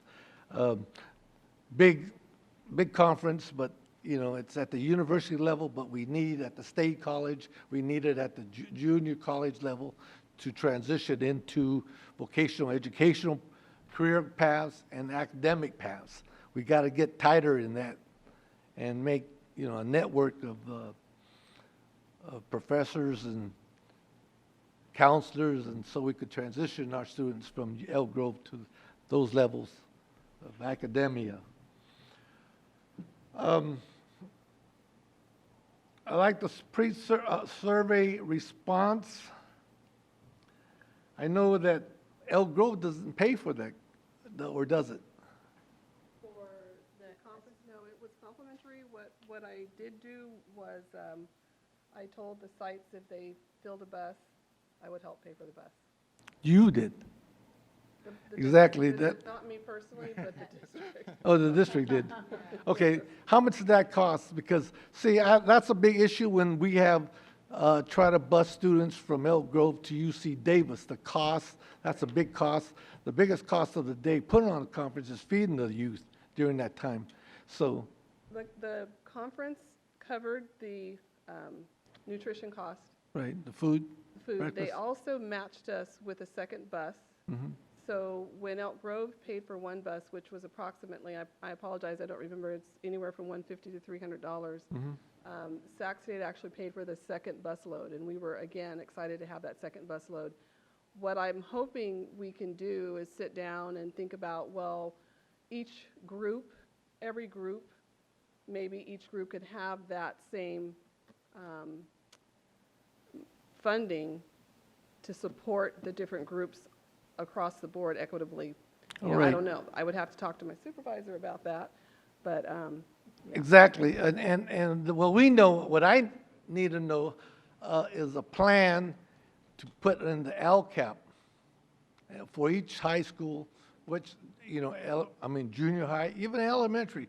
It's my understanding that, like Chancellor Mays from UC Davis, he wants elementary kids over there on this campus at an earlier age than junior high or middle school. He wants them to be comfortable with that atmosphere and looking around and getting accustomed to, you know, language, whatever it takes, the campus, the climate, you know, whatever, school climate, the university climate, the university climate. So they want to start younger than the middle age. So I said, wow, that's really progressive. So anyway, what I like to see is a plan, what it take to reach those 29,778 actual the district-wide LCFF or LCAP to do this objective, because we have monies, we have funding for this objectives, and like, you know. I believe it's happening, and I know it's happening in pockets, and Right. I don't believe that we tell you every time that we send a busload of students, because Avid sends students Right. to campuses, lots of different programs. Right, do I it, see that, and it does but happen. yet I don't see a report, you know, I see this report, yes, here's what I want to see, but more in depth, by the ethnicity, by the high schools, sites, and again, by ethnicity, and who's going and who's not going, you know, and for instance, the 29, what's the ethnicity of those 29?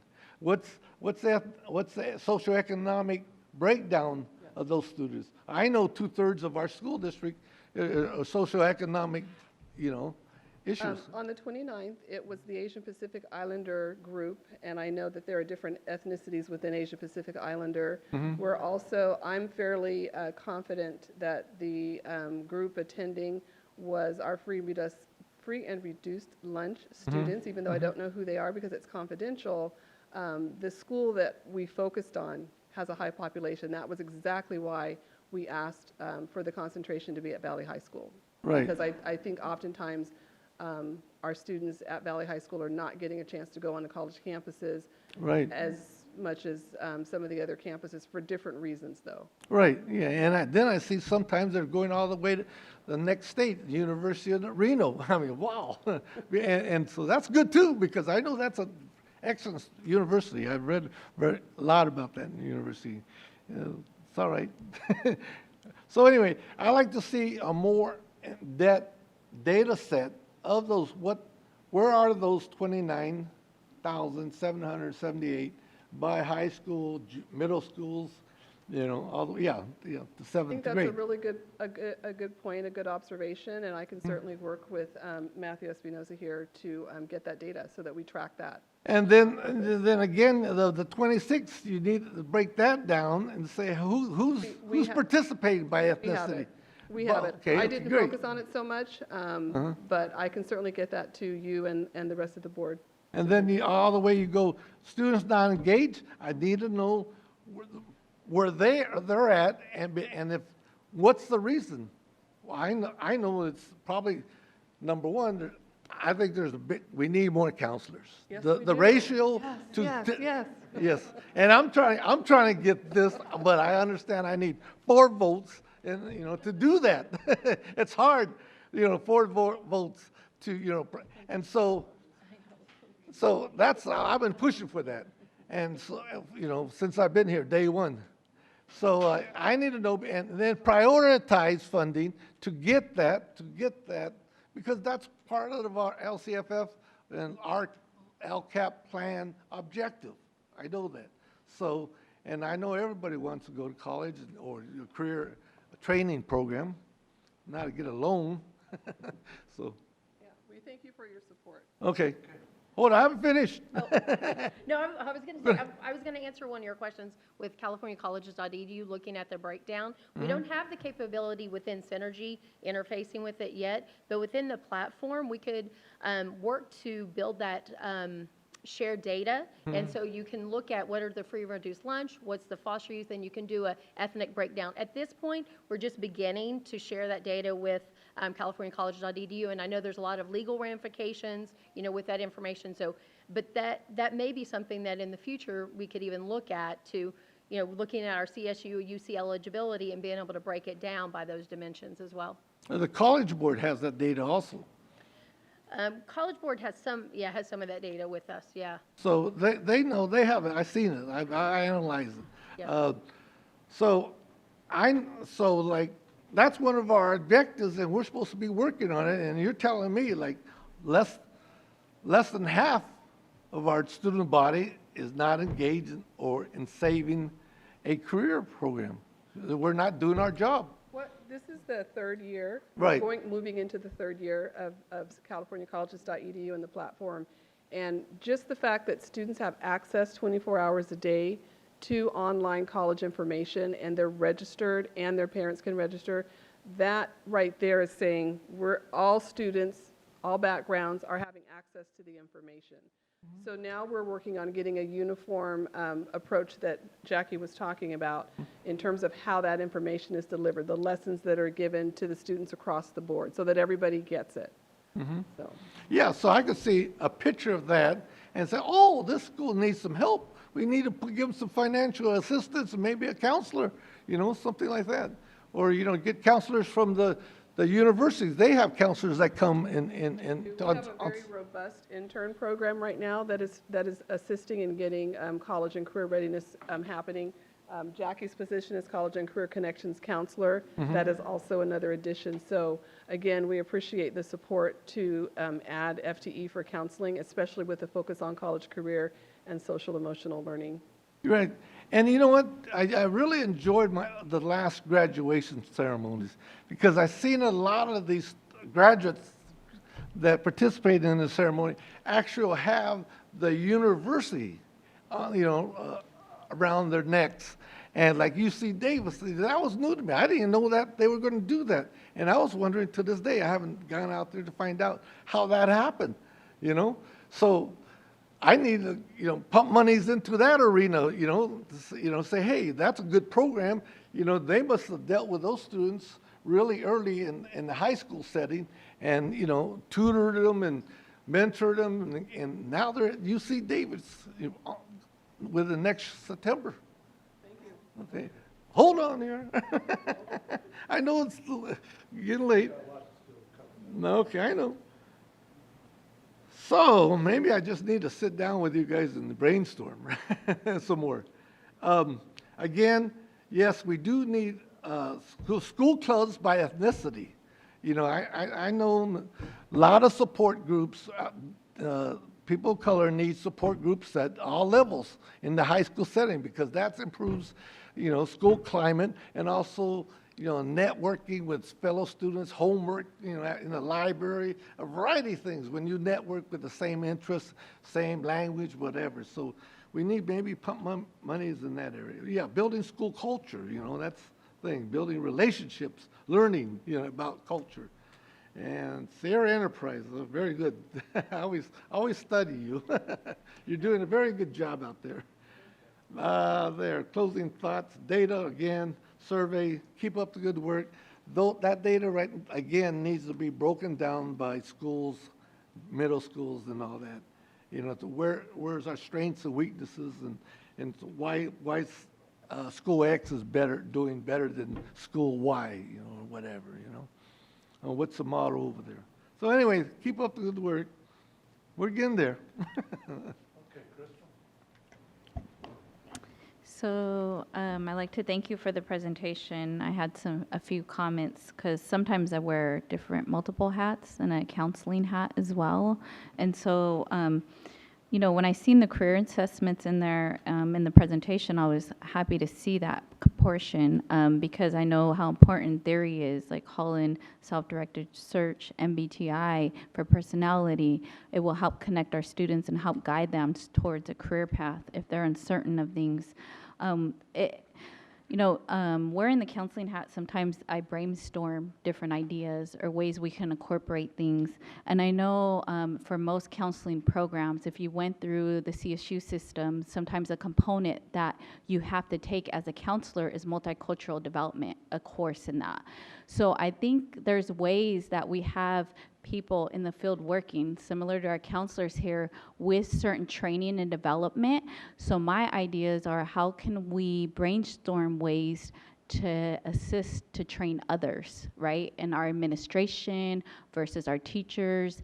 I represent sometimes the Native community, but I only speak for myself. A lot of what happens is in the community has been historical trauma. That doesn't just only happen within the Native population, right? Historical trauma has impacted many ethnicities. And so for me, when I look at that, I think of there's different trainings to kind of take it a step further, more in-depth knowledge. When I wrote my dissertation, it was on The Pedagogy of the Oppressed by Pablo Freire. And so when we look at that research, how are ways in the mindset, how can we incorporate things so that way our students understand and they have that sense of belonging and that connectedness to the campus. And I say the school site campus. Colleges are still trying to figure this out. There's some key programs that I'm sure many counselors are aware of, like Emoja, to work with the African American students. There's Puente. It's not only inclusive of those special populations, but there's some great mentors that come out of those programs that I feel having alumni from our schools coming back in and our community members coming into the school sites. If we're having a career day, right? It would be nice to have that community person who's in that field and maybe somebody that they're familiar with see up there as a role model, or a student who's in a program right now that might be in higher ed to come back and share their story. I know our district does a lot of that, but trying to find intentful ways in which we're able to emulate that. I always look at data, and I mean, data can take us in a lot of different directions. And one thing I learned sometimes in even my research work was there's certain subjects sometimes that are uncomfortable when we talk about that. That could be race, right? Recently wrote an article on implicit bias. So I think there's ways that we can incorporate this within our district to create more of a comfort level atmosphere where people can feel safe talking about those topics.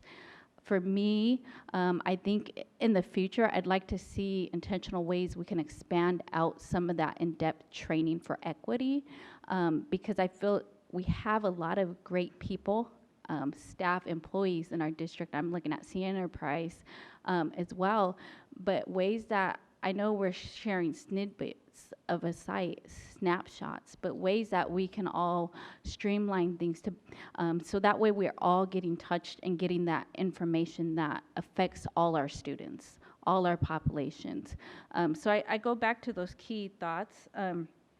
And I just want to say, I know many of you are in the trenches working daily with our students, our families, and our parents.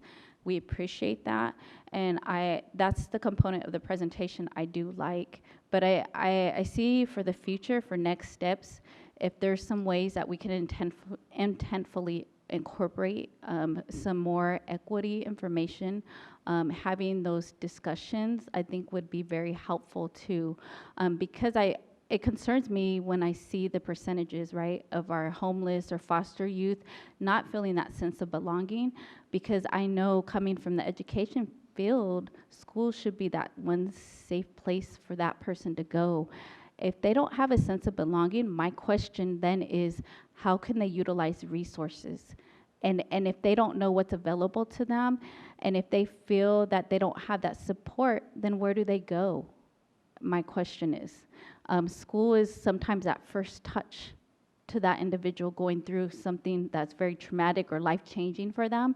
And so I just want to ensure that moving forward with that mindset, how can we intentfully promote certain support services for our students? And again, I thank all of you for the presentation tonight, but some of those thoughts and questions came up in my mind during the presentation. Thank you. Thank you. Thank you for a wonderful report. You know that saying, it takes a village to raise a child. It's so, so very true.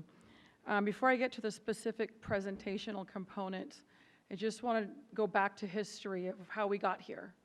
It started with our Race and Community Relations Forum. And from that forum, as we all recall, there were a lot of strands, and themes that came up. What I appreciate is that we incorporated those strands and themes and have, in a very deliberate way, agendized them, broken down in their smaller components for a discussion. We've had a discussion as part of those strands and themes on our hiring and the tools that we're using, our discipline policies and us revising those policies. I think we've done some great work there. Our online reporting, that didn't exist prior. Our SRO engagement, this is all post from that first community meeting, the professional development that goes into not just what's happening on our campuses, but what we expect from even our SROs, which led to a new MOU. And that's a big deal that we just didn't have previously. We've also talked about ethnic studies. We've had a presentation on family and community engagement, PBIS, AVID, and then tonight, opportunity and access. So I think it's important for us to go back and see the historical context of not only how we got here, but connecting those dots. We've brought up ideas right now that we've touched on in various presentations. And tonight, of course, we're talking about opportunity and access. But we have come a long way, and I want to recognize everybody that has contributed to that a lot of the progress happened because of all of the community work and the collaboration that took place in the district. We didn't just get here, I listed all of those things. Those were all, again, going back to that original meeting when we had that brainstorming, I took notes of every single speaker, but there were common themes. And I like that we are very intentional and deliberate in addressing every single one of those. You can't do it in one meeting. I mean, you really can't. There's just so many components. So now to focus on tonight's presentation, the opportunity and access. If I can go to page 8, I will agree with Mr. Perez's comments on breaking down the data of what that really means. I would like to see who are we actually impacting. If we still have major gaps in our subgroups, then these, for me, are sort of false reports in the sense that I don't know if it's really impacting our disenfranchised, our marginalized communities. So the story is in the numbers, and and I don't have the full story. So I do think it's important to get that additional set of facts so that we know that we are impacting those important subgroups. The other component that was brought up, I think, by everyone is the frustration on having students feel a sense of belonging. In wearing my mother hat, I know that I have, through the course of their educational career, have made it available of all of the resources that are available, including their parents. But I learned very quickly that that wasn't the approach that was working. I had to ask them, what's working? Why do you not feel like you're a part of something?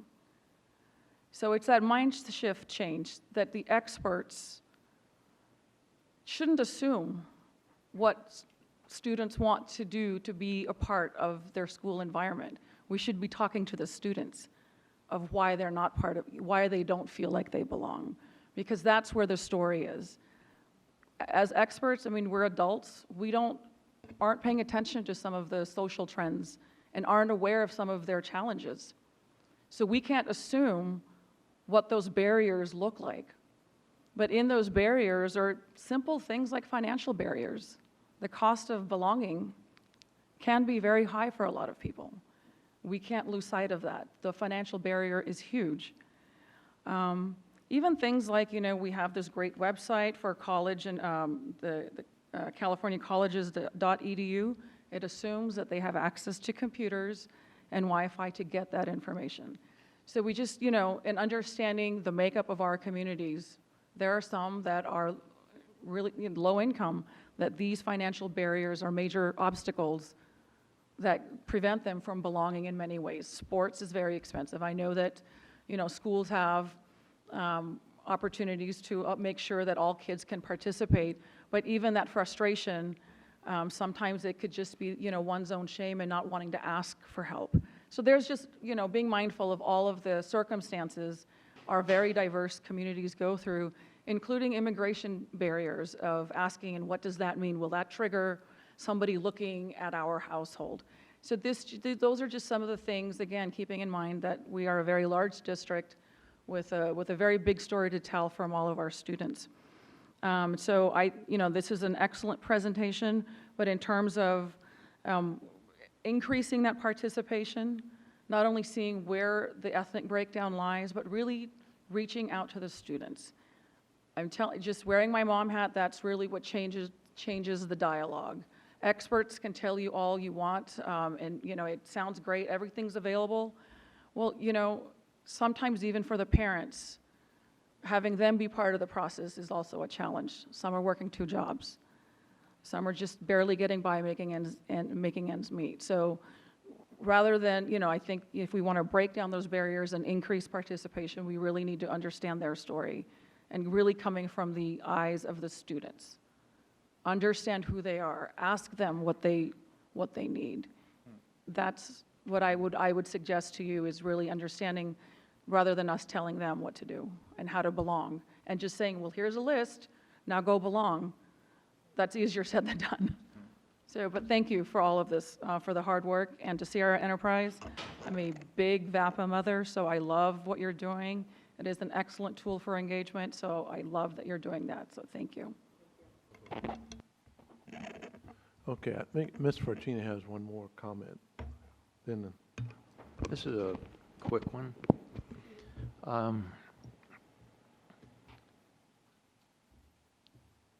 Sierra Enterprise, Monterey Trail, Catherine Albiani, and many other schools are doing good work in a number of areas. During some of the questioning, Matt, you made a comment,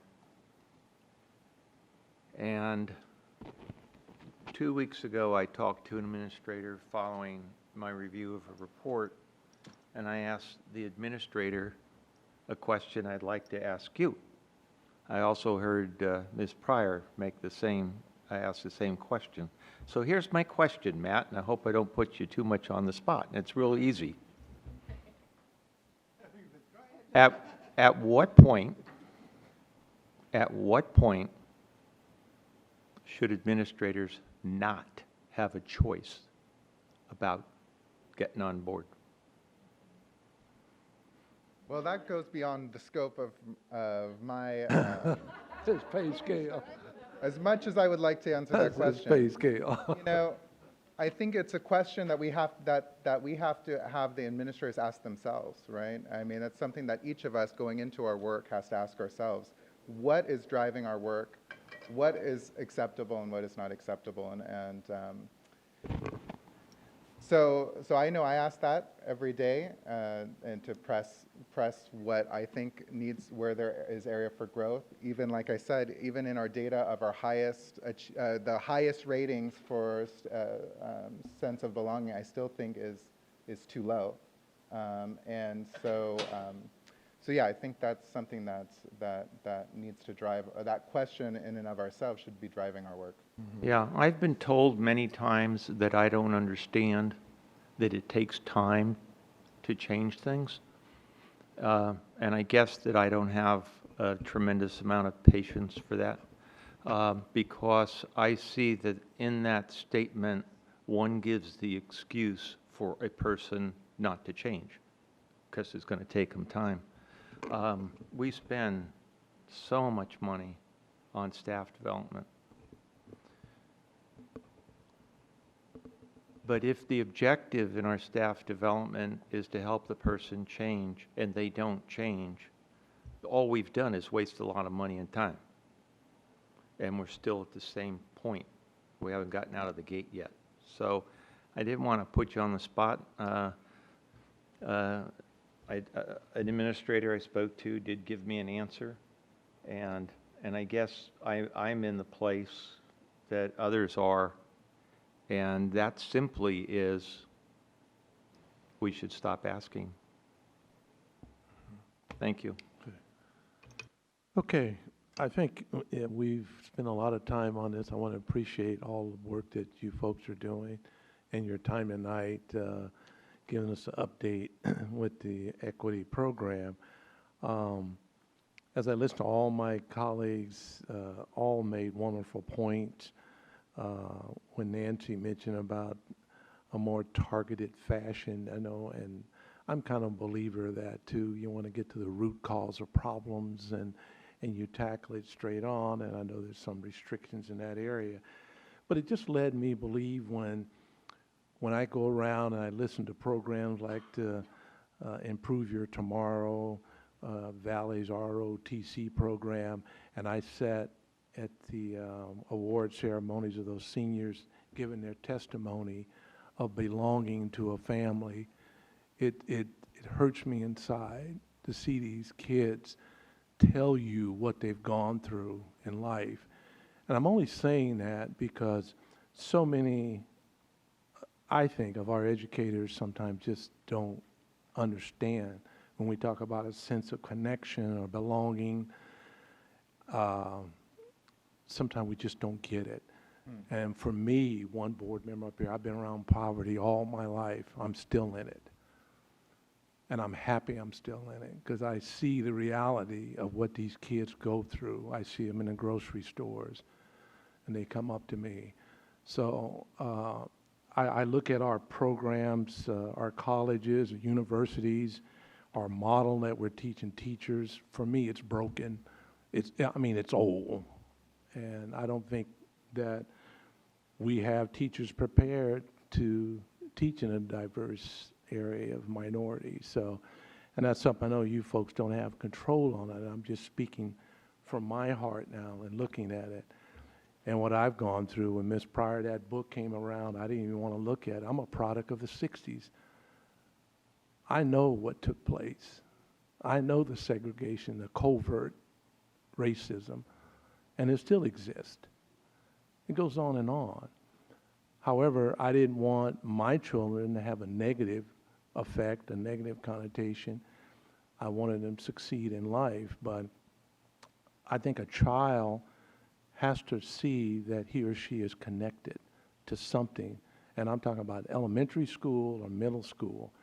You look around at sports, I sit on TV, you watch basketball games, you watch football games in major colleges. Who's in the stands? Who's in the audience? It doesn't take a genius to figure, and who the players are down on the court. They're African Americans, the majority of them. And how did they get there? When I was a kid in the 50s, you didn't see them even playing. But you couldn't hold them back eventually because they were good, and they dominate now. So my point, even in education, they can learn, but it's a sense of connection and a sense of belonging. So I'm going to end it on that.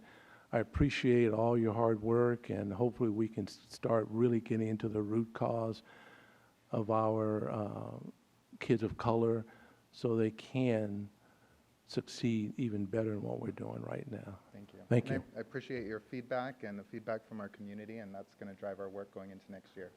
Thank you. Okay, bargaining units. Okay, so I leaned over to Matt, Mr. Espinoza, and I asked to say a closing comment because I have to be true to the students, true to my own experience. And so I feel like what I'm saying right now is a little risky, but I'm going to say it anyway. I was getting in trouble. I'm not going to get in trouble. Yeah, I mean, I think I have a suggestion in terms of, a comment was made earlier that we can't stop and only take hold of the experience of one set of kids or one set of people. And we've been talking about relationship. We've been talking about a sense of belonging. We've been talking about, we have so many gifted and talented students and staff. And it's not, I don't believe it's a matter of taking one group's experience and focusing on that. And I think it's taking a step back and saying, that particular group is not included. And I'm going to be more specific. Racial, name-calling, all this stuff that's going on, it is bullying. So all we need to do is incorporate that concept into what we're already doing. We have support for kids who are being called every name in the book.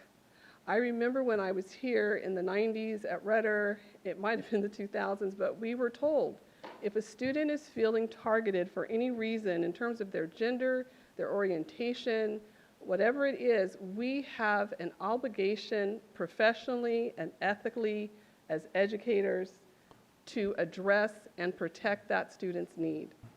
And I feel like that is what our students of color, especially our brown and black students, that's what's missing. I see it happening, and it doesn't mean just taking their experience and focusing on it. It means pulling them into the fold to say, if a student believes that nigger is not the right word, don't use it. It's the same as the other word that I'm not going to say, that we have gotten used to saying, you can't say that. When I got into the field, you could say that's gay. You can't do that now. But how long did it take us to get to the point as educators where we supported our LGBTQ students? So it's a matter of bringing our black and brown students into the fold and saying, when you were called or treated this way, or when you feel that way, and I know Lorene said it earlier, we're not the ones, if there's sexual harassment, it's in the eye of the person that's experiencing it. So if we take that same concept and apply it to the race division, I think we'll get somewhere, because our kids get it. We just need to get adults too. We need to join the generation gap. So I'll stop talking. I could not let the night go without saying that. Thank you for your comments. Okay, we're going to move forward. Any bargaining units still left here? Or? No comment, okay. Okay, I want to call on Mr. Dave Riley, consideration of public notice of CSEA's initial proposal to the district regarding collective bargaining for 2019-20 school year. Good evening, President Madison, members of the board, Superintendent Hoffman, Ms. Avalos. Pursuant to Government Code Section 3547, the following are stipulated for negotiations between a bargaining unit and the district. The union's initial proposal is officially presented at a public meeting of the governing board for public notice, and a public hearing is conducted to receive public input regarding the union's initial proposal. CSEA's initial proposal is attached. It is recommended that after the closure of the public hearing, the board take action to accept CSEA's initial proposal.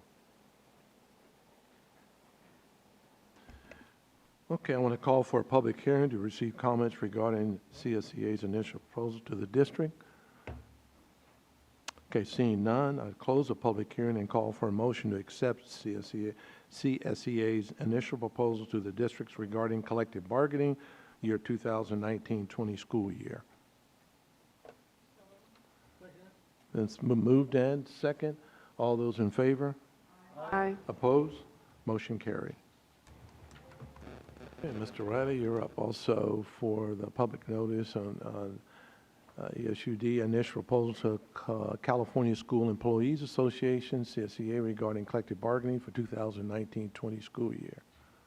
Thank you. Also pursuant to Government Code Section 3547, the following stipulated for negotiations between the bargaining unit and the district. District's initial proposal is officially presented at a public meeting of the governing board for public notice, and a public hearing is conducted to receive public input regarding the district's initial proposal. The district's initial proposal is attached. It is recommended that after the closure of the public hearing, the board take action to approve the district's initial proposal to CSEA. Okay, I want to call for a public hearing to receive comments regarding the district initial proposal to CSEA. Okay, seeing none, I'll close the public hearing and call for a motion to approve the district's initial proposal to CSEA regarding collective bargaining in 2019-20 school year. It's been moved in second. Crystal, was she moved? Moved in second. All those in favor? Aye. Opposed? Motion carried. Thank you. Thank you, sir.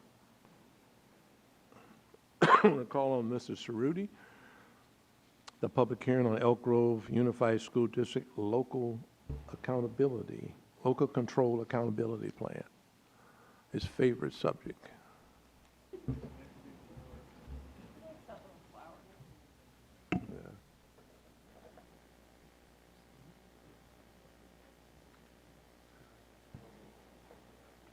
Thank you, President Madison, members of the board, Superintendent Hoffman, and Ms. Avalos.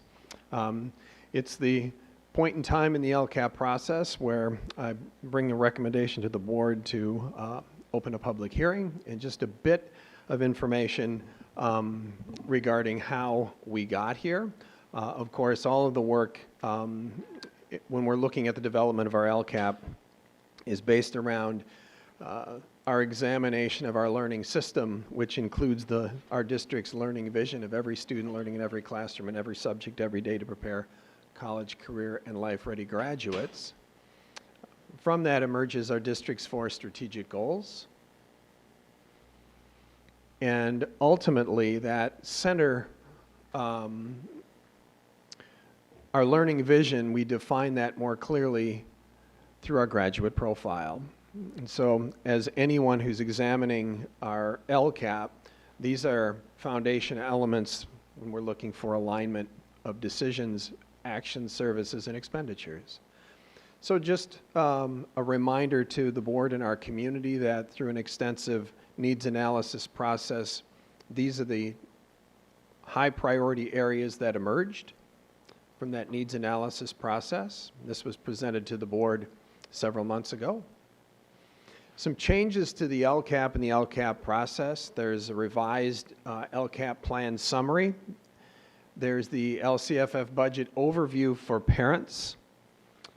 There's the LCAP federal addendum, which I'll touch on in just a moment. So these are the 3 areas that were adjustments to the LCAP for this coming year for 1920. In terms of stakeholder engagement, just again a reminder, the board has seen this information previously, but we met and exceeded the statutory requirements for stakeholder engagement. What's notable was our outreach and some efforts that we made with respect to the LCAP survey, where we saw a 164% increase, which resulted in 28,125 people responding to that survey. In addition to the respondents and the responses and data we gathered from the survey itself, they also provided 24,271 individual responses, all of which were analyzed and synthesized, that brought us to those 12 areas, 12 priority areas. So again, anyone looking at our LCAP, if they're asking what guides our decision making, our response is our learning system. Emerging from our learning system our 4 strategic goals, and from our needs analysis, those 12 priorities, and we should see alignment of action, services, and expenditures. What's referred to as the MPP, or the minimum proportionality percentage, that's calculated each year. And the state, what's important to note is that the state has fully funded the LCFF, and the MPP value is approximately $64 million, and I'm going to show you in the very next slide exactly what that amount is. Oh, excuse me.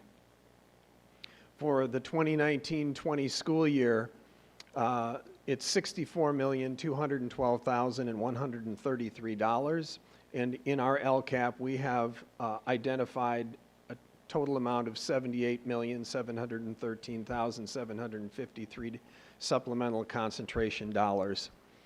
So that's the basis and the basic portion of our LCAP.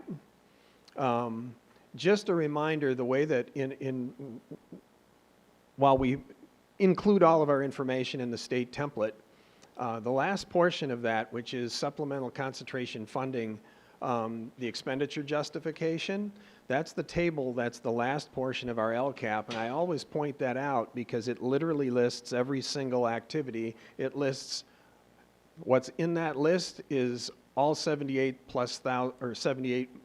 plus million worth of supplemental concentration activities and actions and services, and we respond to those 4 prompts, and that's crucial because that's the criteria for justifying supplemental concentration expenditures. It's the confirmation that it's principally directed toward unduplicated students. That term is now obsolete. I left it there because it's what we're used to.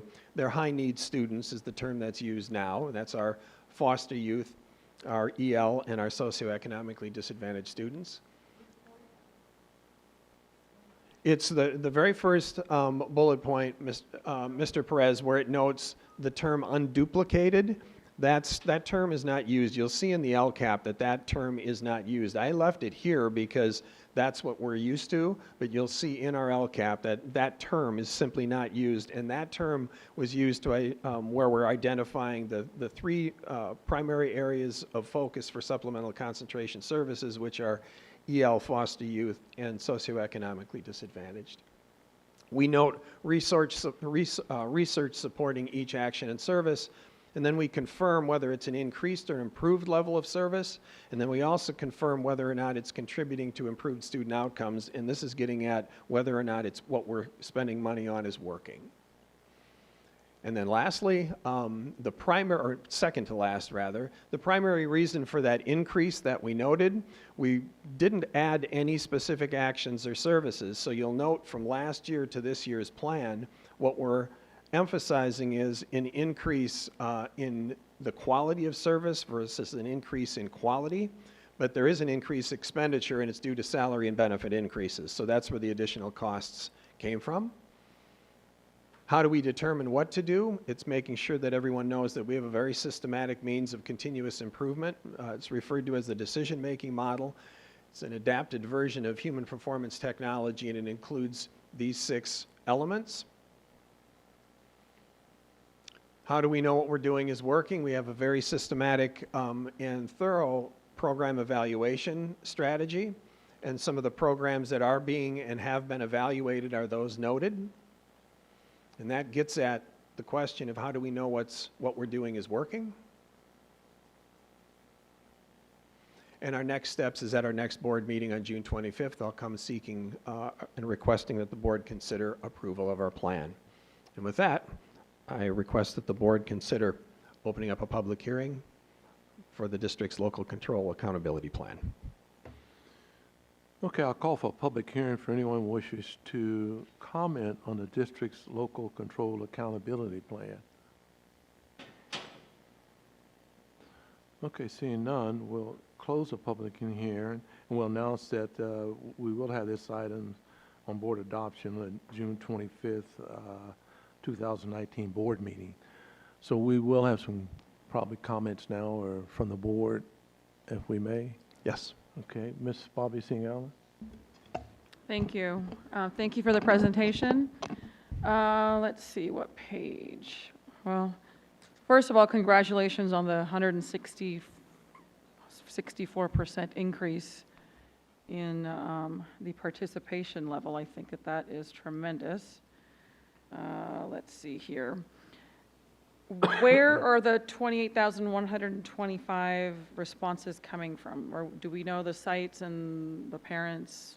We do. And so when I presented the information previously to the board, and we gathered some important feedback and direction from the board, so we do know.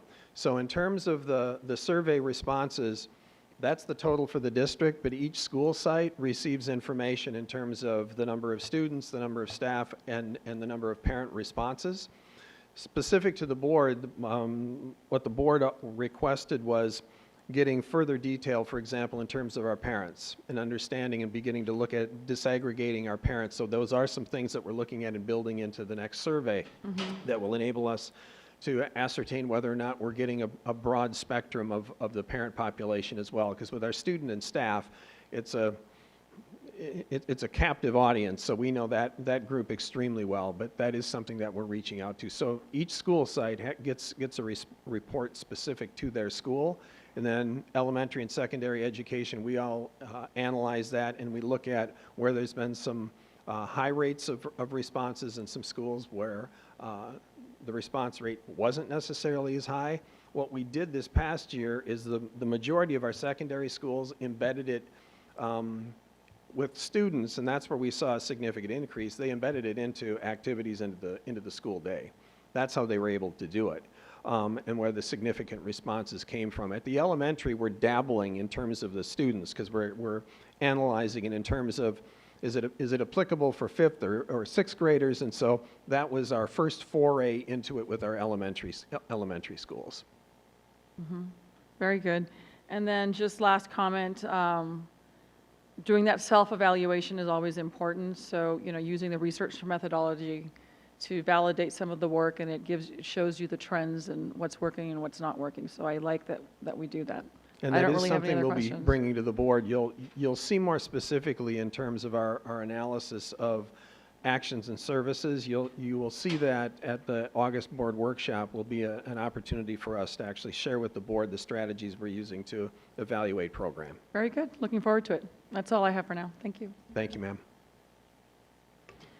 Just a couple comments. I always like the thoroughness of the information that's presented. And I think inside, our LCAP, what we see too is how exactly the expenditures are there, how they're being spent, and then the improvements for certain sites with the plan in there and the goals. And so I always look to the executive summary at the very beginning. That's nice layout and frame, but then as you go through the document, every detail is there, so I appreciate that information. I know it's always very thorough, which I think is unique in a sense because it's very critical especially when we're identifying certain services. And, I'm also interested in the future seeing some of the site, LCAPs too. I think just a few of them, again, we've touched bases on that, but it's always nice too because it segues directly back and is tied into here. And so I like that link and that connection as well. So thank you. Exactly, and the board does and will continue to receive examples of those site plans, and we're happy to continue to provide additional information or also assist in that area because it's crucial. Thank you.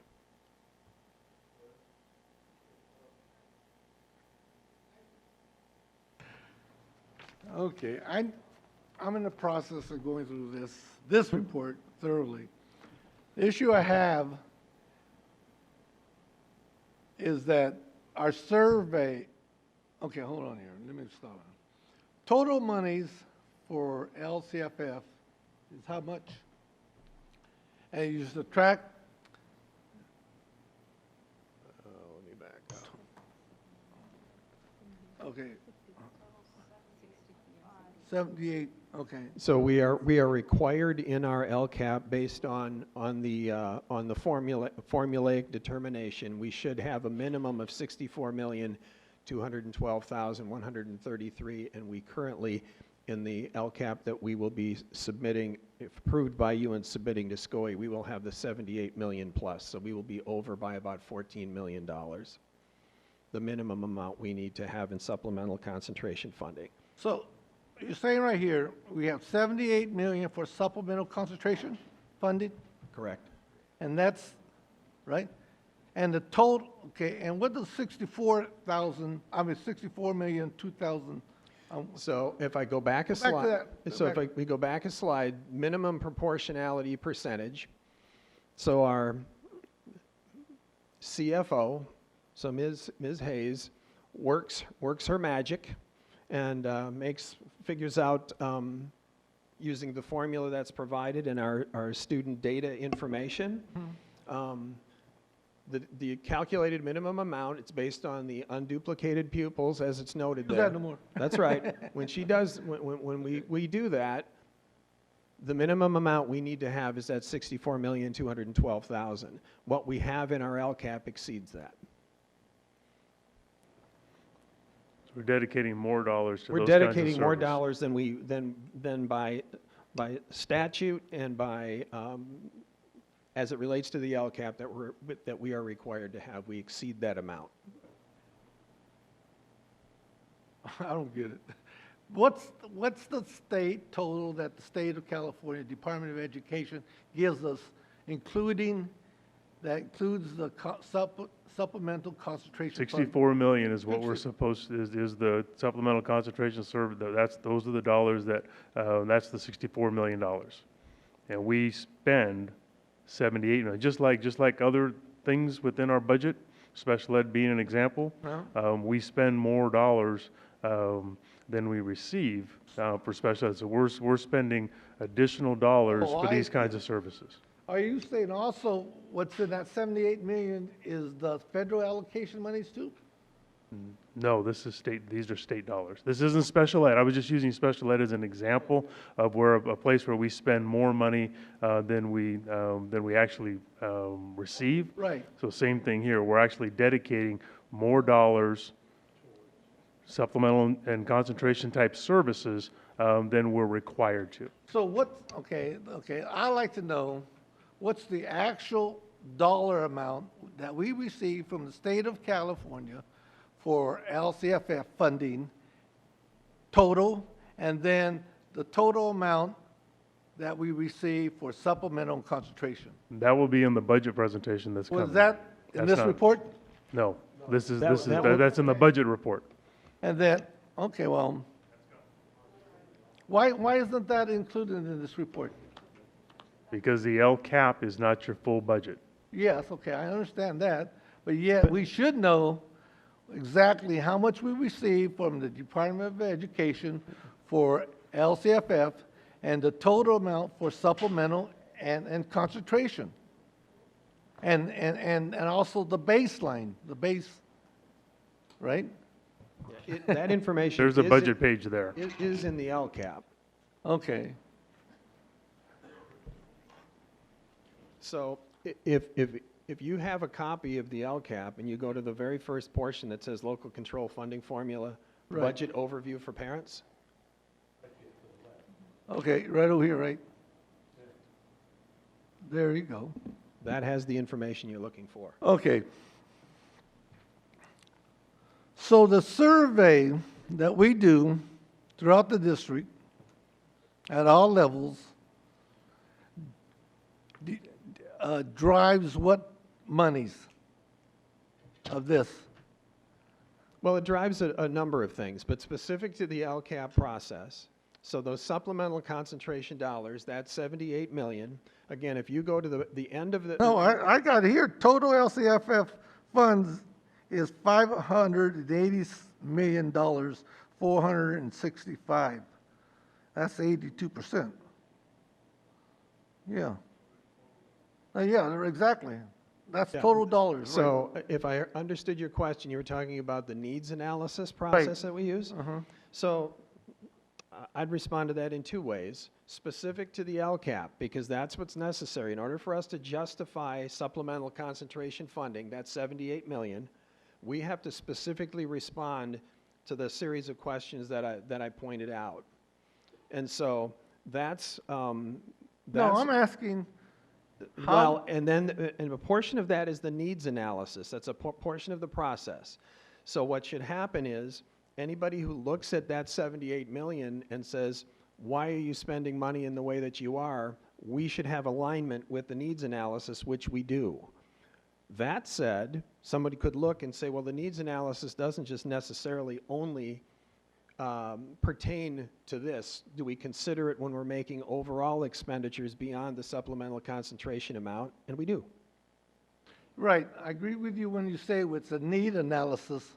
So when you use a need analysis, that's research, database data that we have, and we should prioritize where that funding goes according to the needs analysis. Okay, what I think we're doing wrong, that we're basing our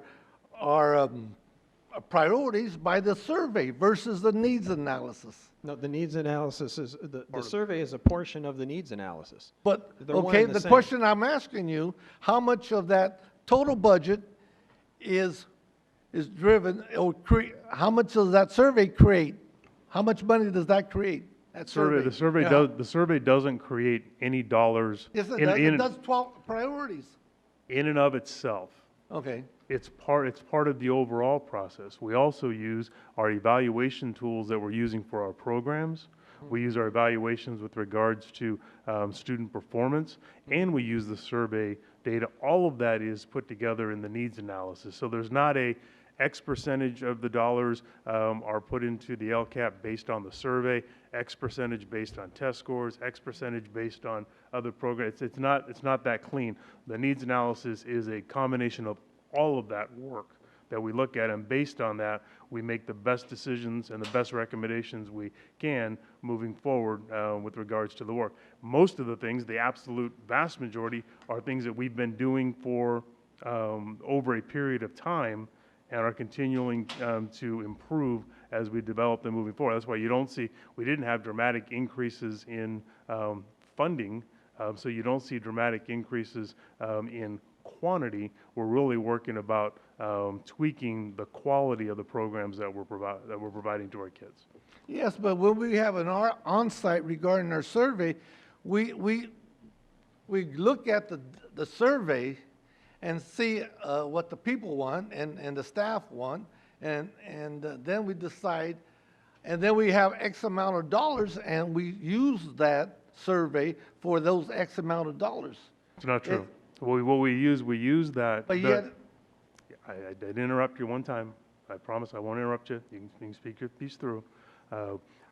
Those big categories have not changed dramatically over time. There's been slight tweaks to them.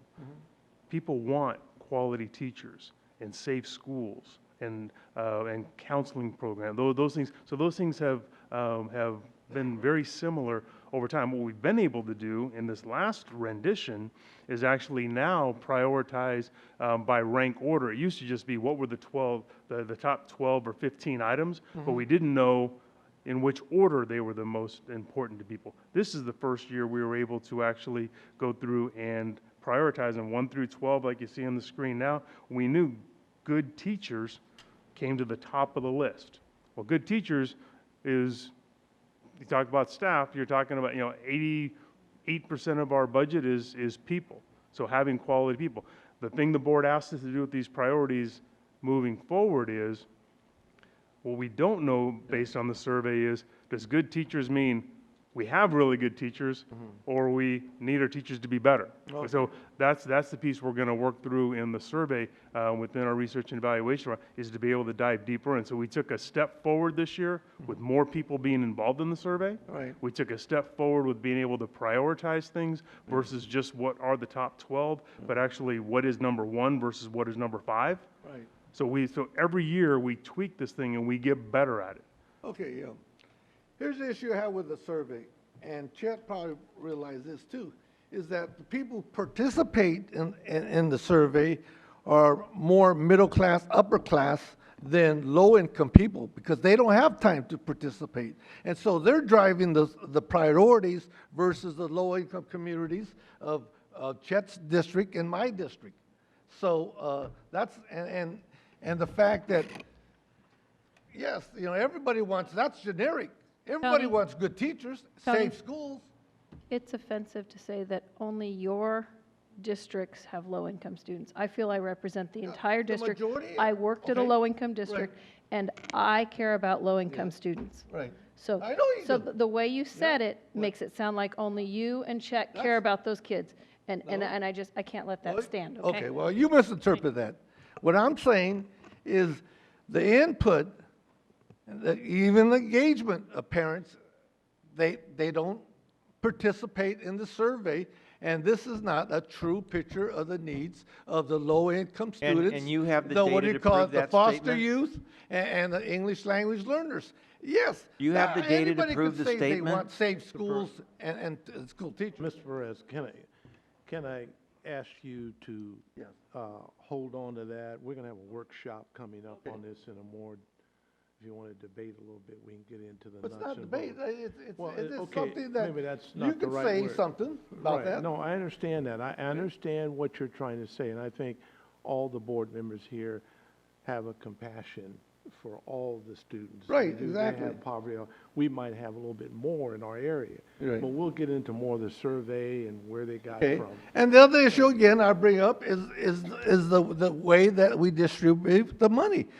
District-wide versus concentrated, supplemental in those high-need areas. And I will always argue that the fact that these students, low-income students, need more services and some financial support. Yeah, and I want to end on the note that in your area, you get out, you find out who is surveying, what are they saying, so you can honestly come in here and talk about all your schools. That's staff's No, job. That's their duty. But as a result, they're not doing completed staff work. We don't not get a complete picture But we of our rep- district. But we And our represent, needs. we represent our areas. But Yes. we'll come back to that. Yes. Okay, you have any, okay. Yeah.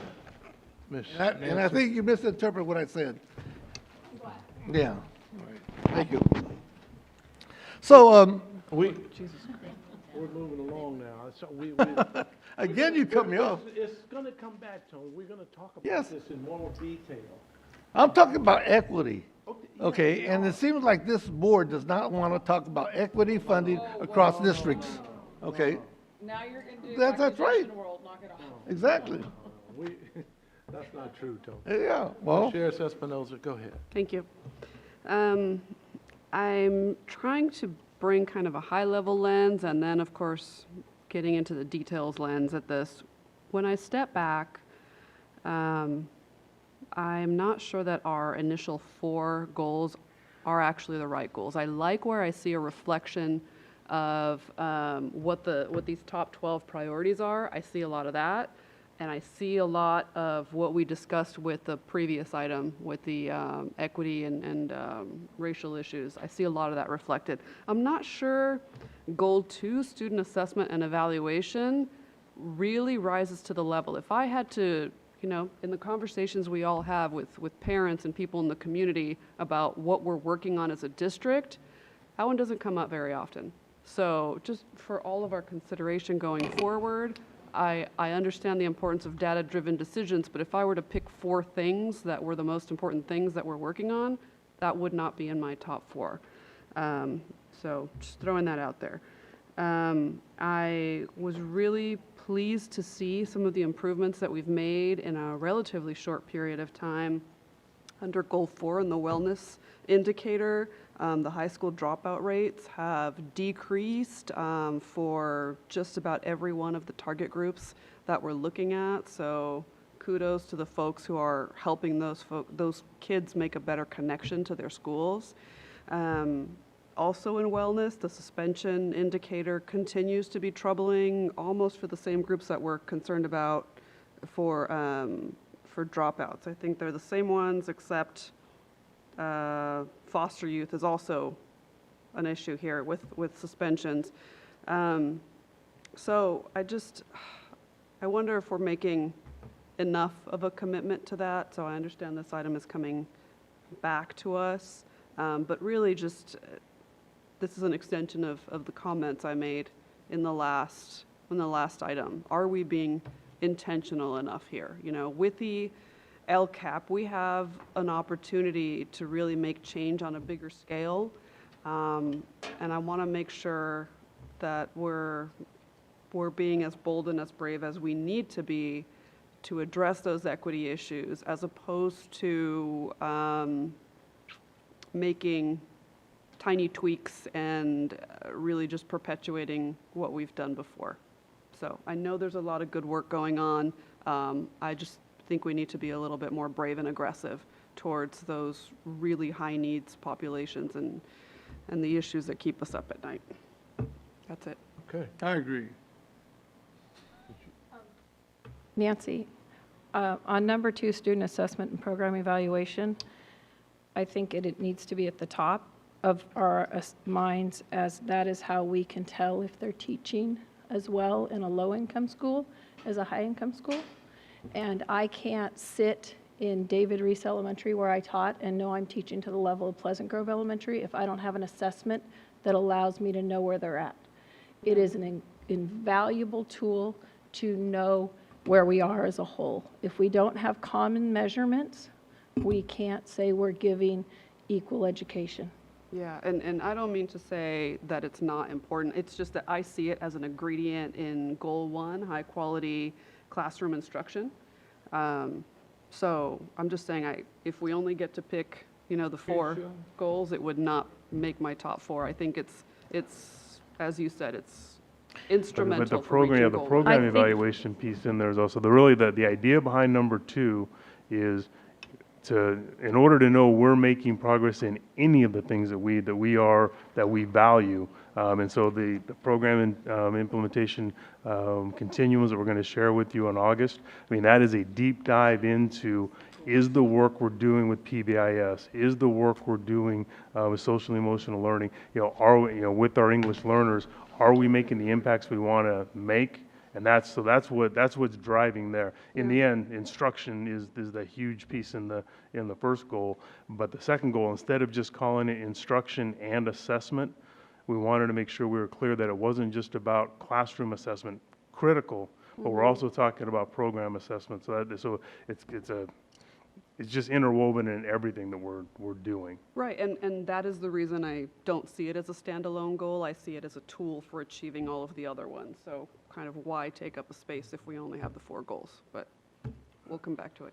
Okay, Mr. Fortuna. I hardly know where to begin. Deep breathing. You're laughing. I'm not laughing. Before I ask my questions or comments, I have to say that I'm pretty tired of hearing the negative comments. I'm tired of hearing about, quote, the low-income schools in your area. No, I'm talking about district-wide. 66% of our student body is low income. If Two-thirds. Are you going to continue to That's be all, rude? You've been everybody. rude all night. You might as well continue. No, I'm letting you know. Okay. Every single board member sitting here has schools that are considered, quote, low income. So I think that if you would take some time to go visit schools, which you don't, Have you seen the you would data? have Look at the data. you would have a better idea of what's going on. Secondly, in response to comments made by Ms. Chairis Espinoza, we can do anything we want to do. But bear in mind, we already spend over $104 million of general fund money on 2 areas.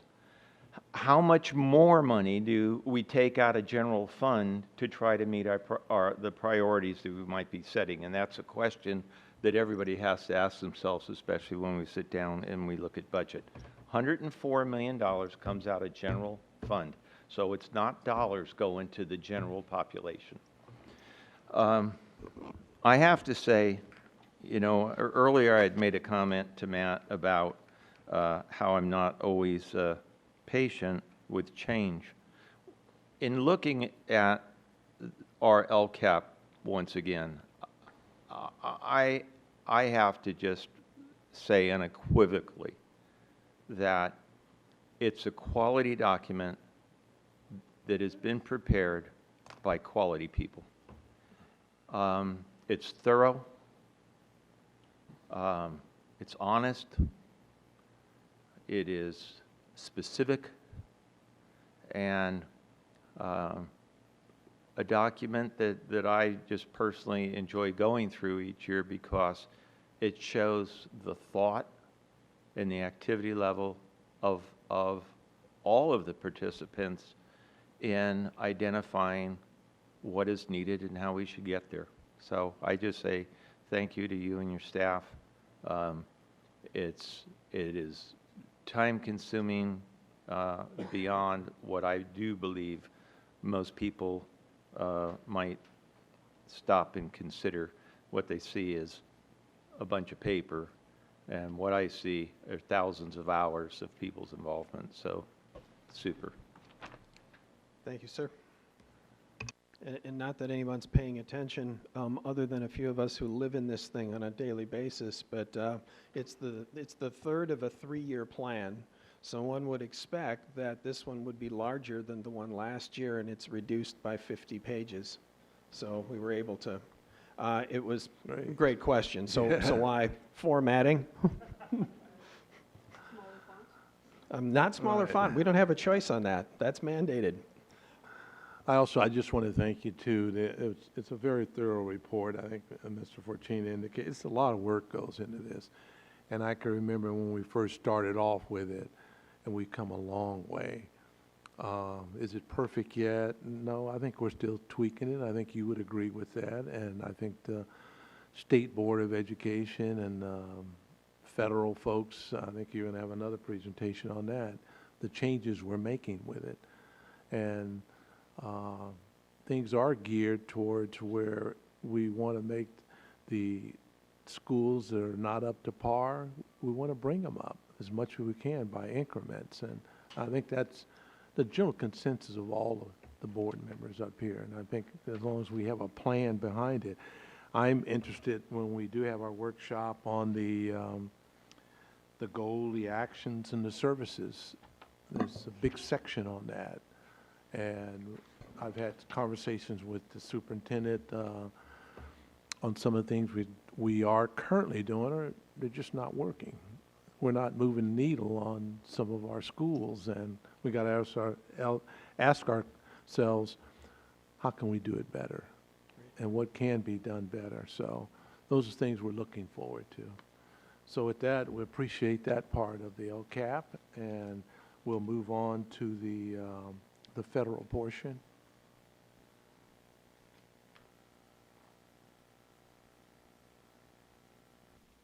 Should say the changes, I guess, in it.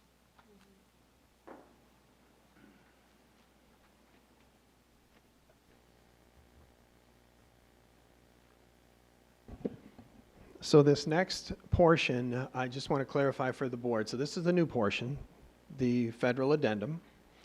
And there is no requirement that we do what we're doing. There isn't anything. We submit this to the state. We could have submitted this to the board accompanied by a BC so that you have an awareness of it. What we wanted to do is keep it completely in alignment with our overall LCAP process. So we're actually putting this out for the public, and if someone from the public wanted that, thus the opening up for public hearing, and then we will bring it back accompanying our district LCAP at our next meeting for your approval, and then we will submit it to the state. So this just provides a bit of information about what it is. And before we even jump into it, what it isn't is this doesn't include a single dollar. There isn't any numbers in this. This is a report in responding to a series of questions, and this kind of explains what that is. And I also want to share with the board that because of these additions, we were, and I'm not making excuses, the one that I will bring to the board, in fact, it's possible there'll be a BC and there'll be an updated version of this attached, but I want to clarify for the board and the public, unless we get feedback from the board that directs us differently. It's 99% completed. The 1%, it's reworking some language to put it into more user-friendly language as we're getting and fine-tuning that. So I wanted to share that with the board. What this is it's meant to supplement the LCAP to ensure what this is looking for is alignment. Because the state and the federal government are making attempts. In my opinion, it's maybe running a bit too slow, and they should continue to do it, but I understand. This is an attempt to ask some questions to ensure that are your federal dollars in alignment with your state dollars? That's really what this is doing. It needs to be submitted, as it says, to CDE, and it doesn't drive our LCAP, so this is important. So those federal dollars in the federal plan doesn't drive the state and doesn't drive the district. All of this is intended to go in the other direction. We identify our needs, we best utilize our state dollars, and the federal dollars supplement our state dollars. So the LCAP explains how we'll spend state funding, and the LCAP addendum explains how we're going to use those federal fundings, as I mentioned. And here's some examples. Foster youth, preschool, program specialists, instructional coaches. This is a variety of ways that we do that. We utilize some of our federal funding in alignment with our overall priorities and our state funding. And so in terms of the why, how, what format that we typically use, how did we do this? As it notes, it was a team effort. The report itself, 20 or 30 pages or so, it really touches on and responds to a series of prompts related to Title 1, 2, 3, and 4, as well as general funding oversight. And that's where it's talking about some of our accountability systems and things of that nature. So those are the areas that are built into this portion of the plan. And then I'll be bringing it back to the board on the 25th for approval. And so, once again, this is the format and the strategy, not strategy, it's the process we're using with this new addendum that we have. It's not a requirement, but we feel we try and be as transparent as we possibly can, and so it made sense to the superintendent and to the cabinet to adhere to our overall LCAP process. And with that, I'd request that the board consider opening a public hearing for the LCAP addendum. Okay, the public hearing, anyone wishes to comment on the local control accountability plan for federal addendum? Seeing none, I want to hear, we'll announce that this item will be presented to the boards for adoption on June 25th board meeting. Question I had, Mrs. Rudy, on that, the BC that Mr. Byrd put out, will it be a change from that? So the only thing that will change is typically, for example, the draft here, the overall LCAP, somebody could certainly look through that and find a grammatic, a comma that's missing or something that's misplaced. Certainly they could find that, but we've gone through that multiple times with a fine-tooth comb. We've done it, but the addendum, we literally were working on it up until the past couple of days. So the only thing that we're going to be cleaning up, it's just one more final overview in terms of its editing. It is not substantive changes whatsoever. Okay, that was my question. No substantive changes whatsoever. Okay, thank you. Thank you, sir.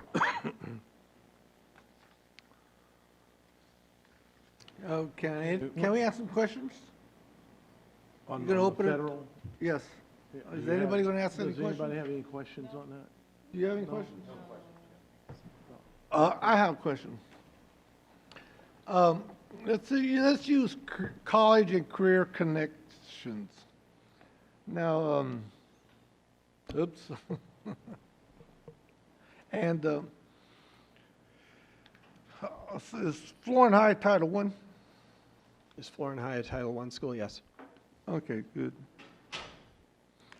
And they're going to receive monies from this pot of monies for this objective college and career connection. They receive Title I funding, yes. And also, they're going to also receive funding from the LCAP for this objective also. For through supplemental concentration monies, yes.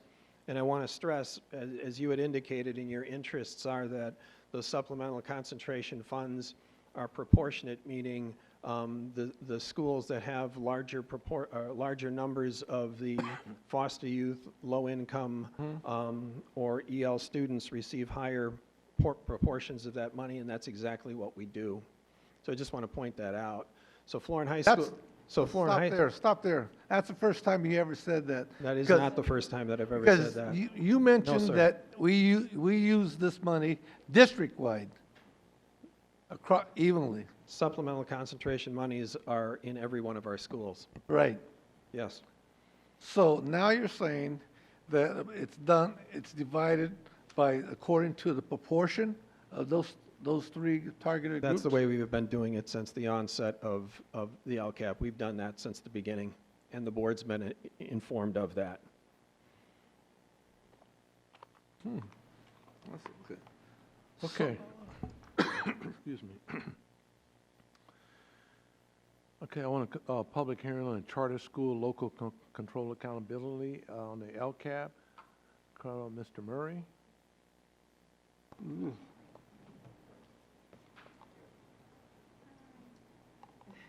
Oh, I didn't know Mark was back there. Yeah. Yeah. I know. I didn't. No, that's right. I didn't recognize it. Glad to have you. So thank you, President Madison, members of the board, Superintendent Hoffman, and Ludi Avalos. At this moment in time, we'd like to ask the Board of Education to hold a public hearing for anyone who wishes to comment on the Elk Grove Charter Schools Local Accountability Plan. So the board knows Elk Grove Charter mirrored the process that was presented to you by Mr. Cerruti, and their data is included in the service as well. So.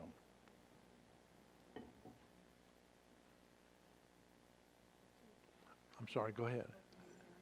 Like open. Okay, you finished that? That's okay. I want to call for a public hearing wishes to comment on the Elk Grove Charter School Local Control Accountability Plan. That's all right. Turn. Seeing none, I'll close the public hearing and announce that this item will be presented to the board adoption at the June 25th board meeting. Okay? Any questions they have on the charter school? Okay, thank you, sir. Thank you. Call on Mrs. Hayes on adopted budget public hearing.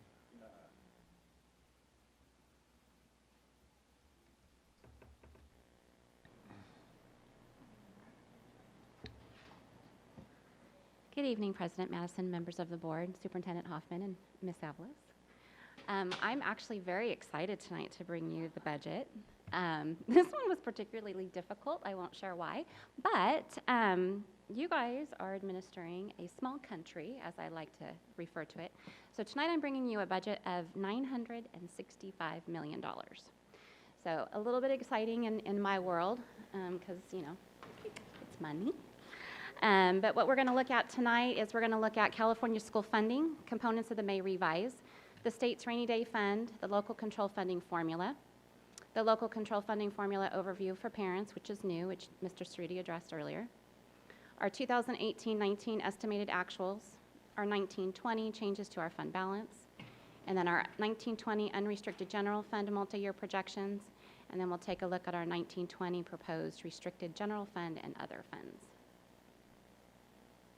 So is California school funding fair?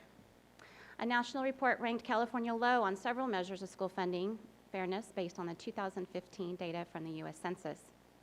California's funding per pupil ranked 32nd at $8,961 per student. California provided about 66% of the 10th ranked Delaware, and they fund $13,598.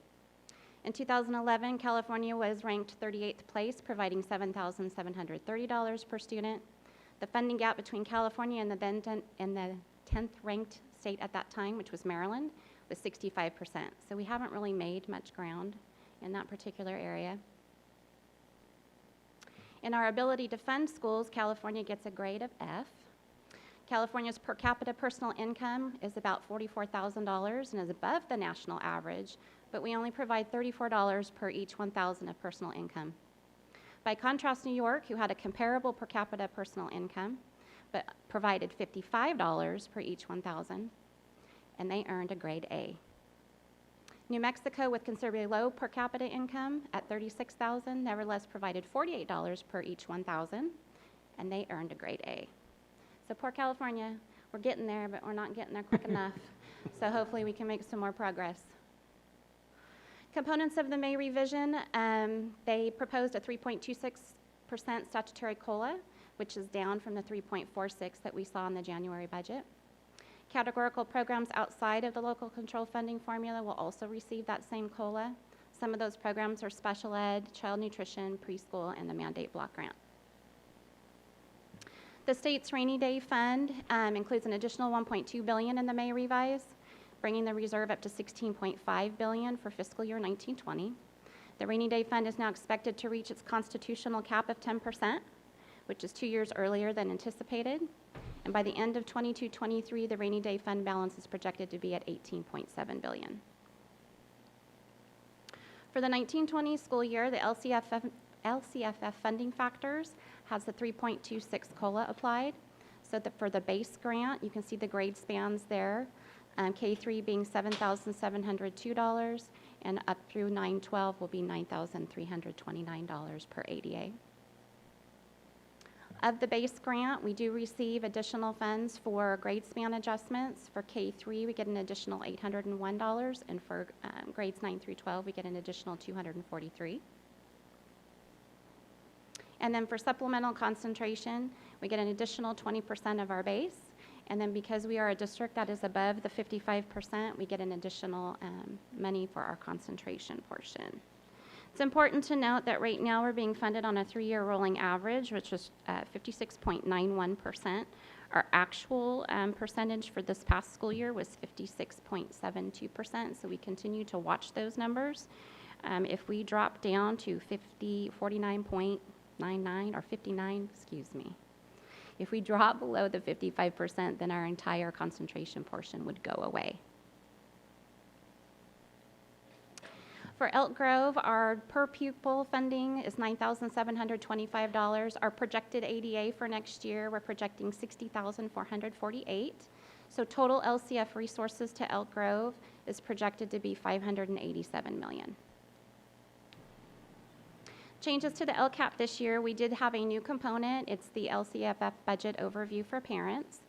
We talked a little bit about that with Mark.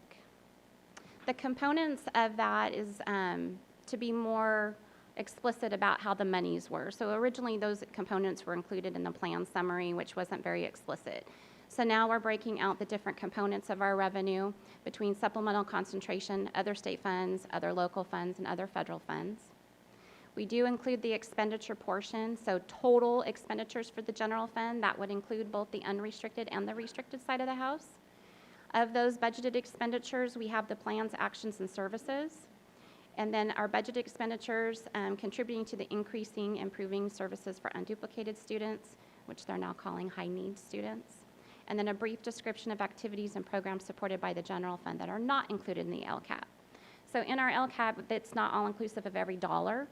A good example of that is the our portion of the state's unfunded liability for CalSTRS. So we record $25 million worth of expense in our books, and it has a revenue component that is not built into the LCAP. So it's important to note it's not a dollar for dollar when you look at the LCAP for actions and services. We try to include as much to tell a good story, to explain what we do so our public knows, but it's not all-inclusive. And then total expenditures for the current year, we have budget expenditures and actions, and then what our estimated actuals are for those expenditures. So that for me is a little problematic because I'm asked to project what things look like in April when we're not done with our school year. So we do the best job we can with those expenditures. When I talk back with you guys after we close our books is when we show you how much is left of that we want to rebudget. We do that in the form of carryover because we want to make sure that whatever those services and actions were that they continue for the next school year. Then we have two prompts that we have to explain. So in the example that our expenditures are greater than, our revenue is greater than our expenditures, which that's not the case for us. So we looked at that. So 64 million is the expectation. We've identified 78 million in expenditures. Then for the current year, this goes back to our estimated actuals. If the total amount that we budgeted happens to be more than what we anticipate in spending, then we have to explain the reason as to why that is. Then looking at our estimated actuals for fiscal year 2018-19, this is a walk down memory lane of what we look like from the beginning of the school year to where we're projected to end. And we are projected to end with deficit spending of 18 million. I do want to remind the board that that was by design. We have one-time expenditures and one-time revenue built into our 2018-19 budget. And then we're going to end the school year with an ending fund balance and a reserve for funding priorities of 47 million.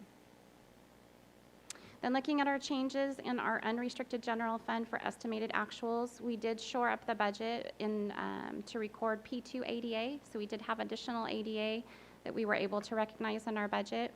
Board also took action on increased costs for translation services. We did have increased costs for contracted health-related services for our students, and then an increase in our legal fees. Then looking at fiscal year 19-20, so from the last time that I got to show you our projected budget for 19-20, we did make an adjustment for the COLA dropping from 3.46% to 3.26%. We did budget the CalSTRS anticipated savings. This is the employer rate contribution. We were budgeting 17.1%. We are now recognizing 16.7%. We did incorporate the board-approved one-time and ongoing funding priorities. And then we did have additional special education student growth needs that were not included in our original multi-year projection that we have now included. So taking a look at our proposed 19-20 unrestricted general fund adopted budget, we're going to adopt deficit spending 12.6 million. Again, some of that is by design, if not all of it. And then we'll have an ending fund balance of 58 million, 35 of which is reserved for funding priorities. And taking a look at our multi-year projections, We're estimating for 2021 and 21-22 to be COLA-only years again. You can see that those ongoing increases, it's $17.3 million in the second year and another $17.3 million in the third year. You can see in our surplus deficit, we do have a surplus in 2021, albeit small. And then in 21-22, we have a surplus of just under $4 million. So as this budget sits as of today, which unfortunately is already outdated, we have a reserve of 8.47%. So as we took a look at our reserve balances before, it goes really, really fast. And we're going to carry forward in that third year a projection of a $39 million reserve for funding priorities going forward. Then taking a look at all of the other funds that we don't get to see on a routine basis, this is our restricted side of the house. So these are monies that come to us. You guys probably know them more as our Title I federal monies. We do have some state monies. ACES is another one of those. That these are all come with strings. So they all come with some kind of rules or regulations that surround them. So the only other piece that's in here is the contribution that goes to special education and to routine restricted maintenance. So we're back having to contribute 3% as mandated. Our district did that a little bit earlier because we wanted to take advantage of any prop money from Prop 51. So that's been ongoing for us. We didn't have to come up with that money, which a lot of school districts are probably doing that now. So that's the restricted side of the house. They're actually going to end with a surplus of $1.5 million. That stays with them until they need it, and most of those come with rules and regs surrounding when they can get into their reserves and when they have to maintain a reserve. Talking about our other funds, so we have a number of different funds that have their own contained costs. This is charter school. So you just did the public hearing for our Elk Grove charter. This is their budget. You can see their LCFF revenue that comes in is $2.4 million. The other state and local revenue, that's property tax that the district sends to Elk Grove charter. Their salaries and benefits, supplies, and indirect. Their indirect is to pay for direct oversight. So they're kind of a separate school within our district where they have to account for all of their activities separate from ours. And they have a restricted reserve of 4.7. Adult education, and this includes fee-based programs as well as any federal or state programs that they may receive and their operations. They are currently operating in a deficit. We are aware of that deficit. It's primarily coming from the RCCC program, and that is because the jail program out there has changed the way that we deliver services to students, and so their classroom size has shrunk, which makes it difficult then for us to provide the teaching staff that's necessary. So we're working with Karen Malkowitz and her team to come up with what's a good break-even point for that program, and that'll put their fund back in alignment going forward. In Fund 12, this is our general ed preschool and child care program. This is 100% categorically funded, meaning the monies come from either state or federal resources. Fund 13, this is food and nutrition services. They are standalone as well, other than we do have a contribution coming from the general fund. You guys approved that through the funding priority process. We transfer $400,000 to this fund, and that's to keep up with the labor costs because her meal reimbursement costs can't keep up with the rate of labor. Deferred maintenance fund. Deferred maintenance in its old definition no longer exists, and we've been spending down the fund balance that has been out there, and so we're down to $256,000. The building fund, which is Measure M, accounts for $108 million worth of expenditures for planned activities for next school year. The capital facilities fund, reserved primarily for fees for levied as condition of approving development. And then our county school facilities construction fund, so we're hoping that we get some money from the state for building of new schools. And then Fund 40, which is primarily Prop 39 expenditures that are in there. And you can see for those last several funds, we don't have any revenue components. That one we do. They're all blank because we've been spending down reserves that were there. Fund 49, Capital Projects Fund used to account for capital projects financed by Melrose. And then our Interest Bond and Redemption Fund. It's to establish an account for Measure M bond transactions. Specifically, Fund 51 is the fund where premiums or accrued interest is received from the sale. And then our Debt Service Fund is used to account for accumulation of resources for payment of principal and interest on bonds. And then Fund 67, which is our self-insurance fund, which I'm happy to report that we were able to reduce our workers' compensation rate that we apply. This rate was 2.75% when we came into the 17-18 school year, and based on our activity within SIA and their projection going forward, we were able to reduce our rate down to 2%. So our next steps is to bring this budget back to you for formal approval on June 25th, and then we await the state's final budget, which we assume will be here really quick. They've been doing a lot of activity. It's been moving quite quickly. Then we'll bring to you the 45-day revise, which is dictated to when the state adopts their budget. Most likely this will be brought back to you in July. And then we will bring back at the board workshop in August the details surrounding those. And then in September, we'll bring to you the 2018-19 unaudited actuals. Okay. I want to call for a public hearing for anyone who wishes to comment on the 2019-20 adopted budget for all the district funds. Okay, seeing none, I close the public hearing and announce that this item will be presented to the board for adoption at the June 25th, 2019 board meeting. Are there any questions from the board or comments or?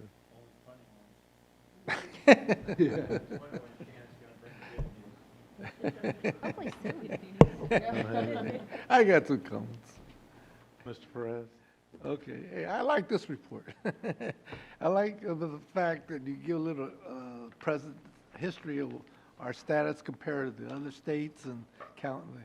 I was wondering, can you, I think I did research or some place regarding comparing our district funding levels with other school districts, like Davis Unified School District.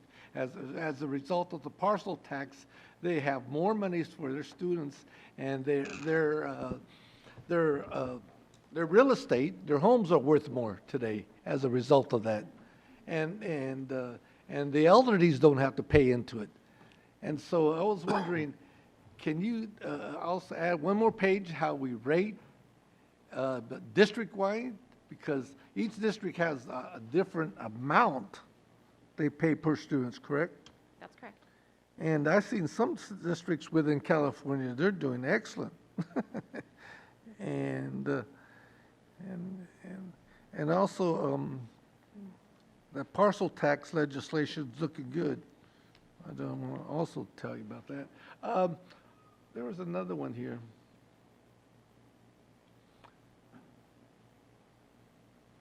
Now, as a result of May revise, they asked, school districts to do develop child development. Now, do we get more money regardless if we do child development or not, or what? So the components that were in the May revise surrounding child development was for state preschool programs, is that what Yes, you're referring to? Yeah. So we have state preschool programs here in our district, and we receive a little over $1 million. More, right? More than last year? No, not more than last year. So the way I understood the way that was going to be rolled out, and that was via the May revision, was that they were giving out more slots to private providers because school districts weren't taking advantage of the slots that were there. Right. It's my understanding that we have a waiting list, so we're not one of those districts that aren't using the slots that we've asked for. And so that increase in funding, I mean, we could open up more preschools assuming we have space and other factors, but right now we do take advantage of the state preschool program in our district, and the contract we currently have is maximized via a waiting list. And we have, okay, I understand. I know we have a wait list, and there's a great need, and the fact that I know for a fact that early childhood development programs have very good outcomes. And what about And we're also doing a child nutrition program and also doing a summer, also, I saw someplace in here, we're also feeding our kids during the summer.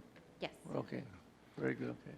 Okay. Very good, excellent report, like it very much. Go to board members, superintendent reports. Mr. Superintendent. None? Okay. The graduations we had, just to comment, it was very good. I think all the schools did very well. Just a pleasure to see them. I'd say all the kids are very, very happy in it. It's a good graduation.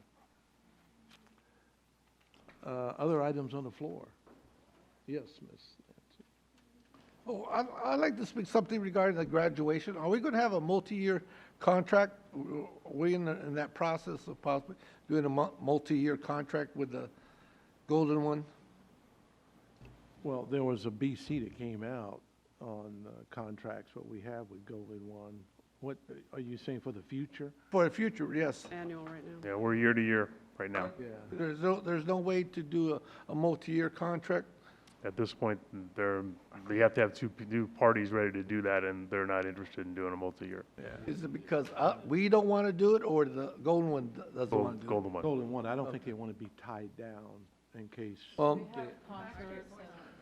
Okay, yeah, exactly. If the Kings ever get So, really good. as a result of that, you know, we budget X amount for those graduations, and it's what I've heard, the cost is going up, the schools aren't breaking even no more. I've heard that, you know, it's going to cost us a little bit more this year, or possibly next year also, because, you know, because that concert Thursday night, you know, our staff had to take down the equipment and next day put it back up. So there's, is there going to, most likely will be costs to that, right? Yeah, those are the realities of Yes, being I able to do it understand that, so in a venue that honors our kids the way that one does. So. Yes, I understand that, but yet, you know, it's, again, I'm pushing for a multi-year contract. Okay. Okay, Ms. Thank you.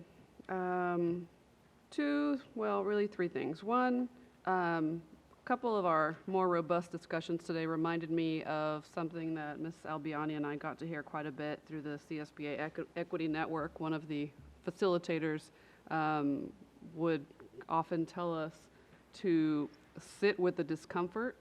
And I think that the fact that we are getting to a place where a lot of us are feeling discomfort talking about these issues, honestly, is an indication that we are approaching the work that we need to do, that we are in the right space.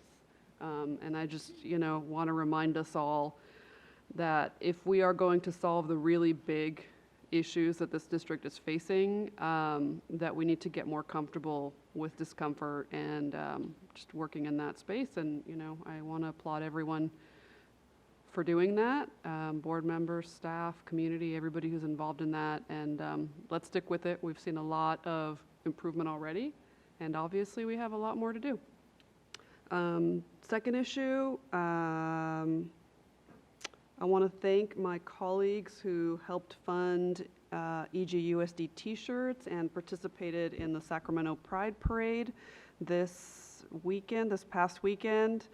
For those of you who weren't able to attend, I just want to convey to you that I had some great conversations with staff and with parents about how meaningful it was to them that the district was officially represented for what we believe to be is the first time. Parents talked about how they were afraid sometimes of sending their gay or trans kids to school, and that it meant a lot to them to have the board and employees from across the district just take a stand and say, look, we know we have work to do, but you know, we stand with you, we support and welcome all of our kids. As we walked the parade route, just person after person, I could see the reaction in their faces as they read our banner, as they understood, as they kind of took in what it meant for us to be there. And I saw a lot of people kind of, you know, be on the verge of tears. So it meant a lot, and I just want to extend my gratitude and appreciation to everyone who helped make that happen. And with that, I also want to let my colleagues on the board know that I will submit a draft resolution today per the process in our board bylaws for our board president and superintendent to consider, hopefully bring forward at our next meeting to declare June LGBTQ Pride Month. Obviously, it's a little different than the other similar resolutions that we have when we are still in school and we can prescribe certain activities. So this one will be a little bit different, but just an extension of what I hope is an ongoing commitment in our district, and certainly a model for how we can make other groups of students feel welcome and supported in the district. So just a heads up on that, and I hope to see that come back at our next meeting. Okay.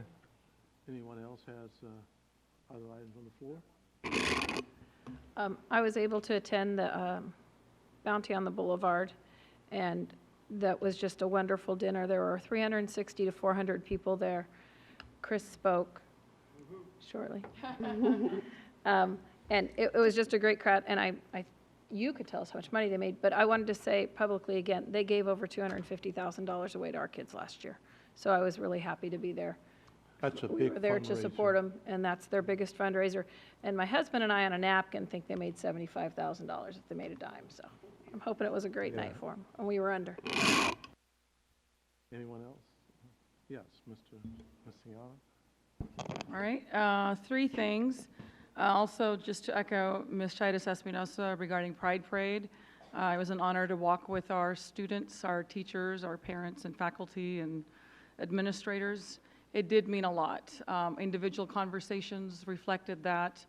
To just walk in solidarity makes a big difference. I've walked in years past, but never as a group, and it meant the world to our community to be there in solidarity. So I can't underemphasize the importance of that.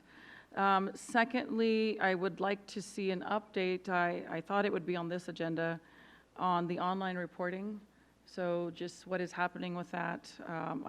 Curious to get a report and update on that. And then third, we had some wonderful speakers here this evening for our students from various schools who did a delightful presentations on the harm of styrofoam, which I'm a firm believer of.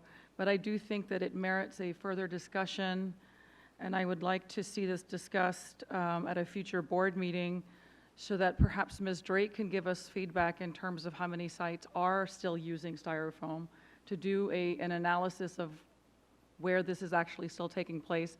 I did speak electronically and found out that it is very minimal, but I would like for that discussion to be in a more open and transparent manner so that there's benefit of the public hearing our practices, and then bring back those students to do the same presentation but in a more organized and formal manner where we can engage with them.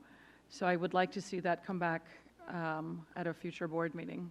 Before you move on to something else, I just want to support that request, but also expand it a little bit. What comes to my mind is that we don't want to look at one type of packaging and exclusion and isolation, because sometimes you rush to eliminate one thing and you replace it with something that might even be worse. Right. So I would be interested in hearing from Food and Nutrition Services about, what kind of packaging she had we're some using. she provided great information, but I definitely think that the board would benefit learning from that. But also bring back those students, because again, as adults, we are leaving the environment to them.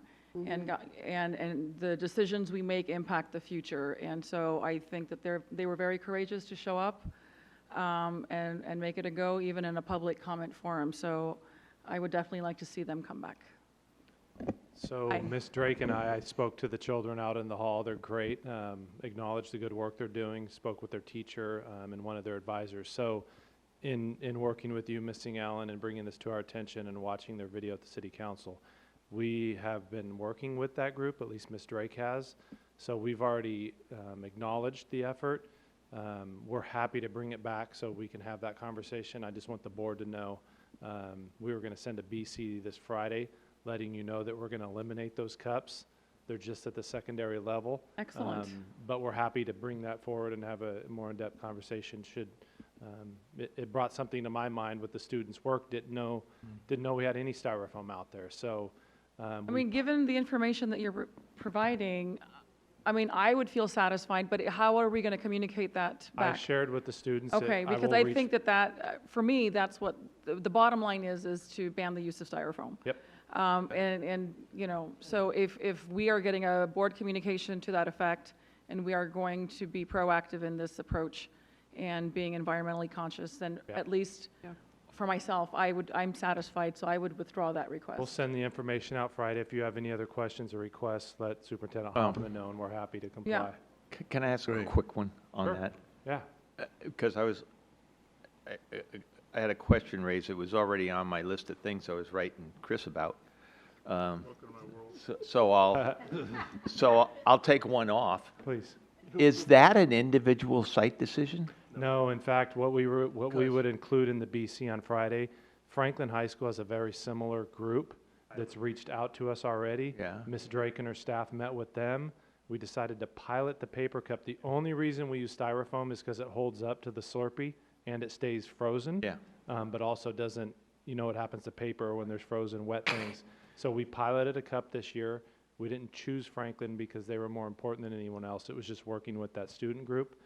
This student group wasn't aware of that, but it's great work. And again, I commend them on what they're doing.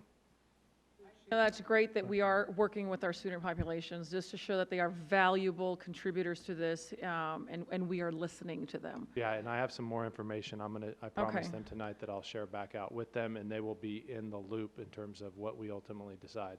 Okay, and then I don't know if, I mean, because I do think that this is so important, and I don't want to necessarily keep it to the confines of whoever's here. Sure, and sharing absolutely. it, but so maybe a press release or something, just to, you know, to let Good folks idea. know that we are responsive and Great we're idea. doing the right thing. Thank you.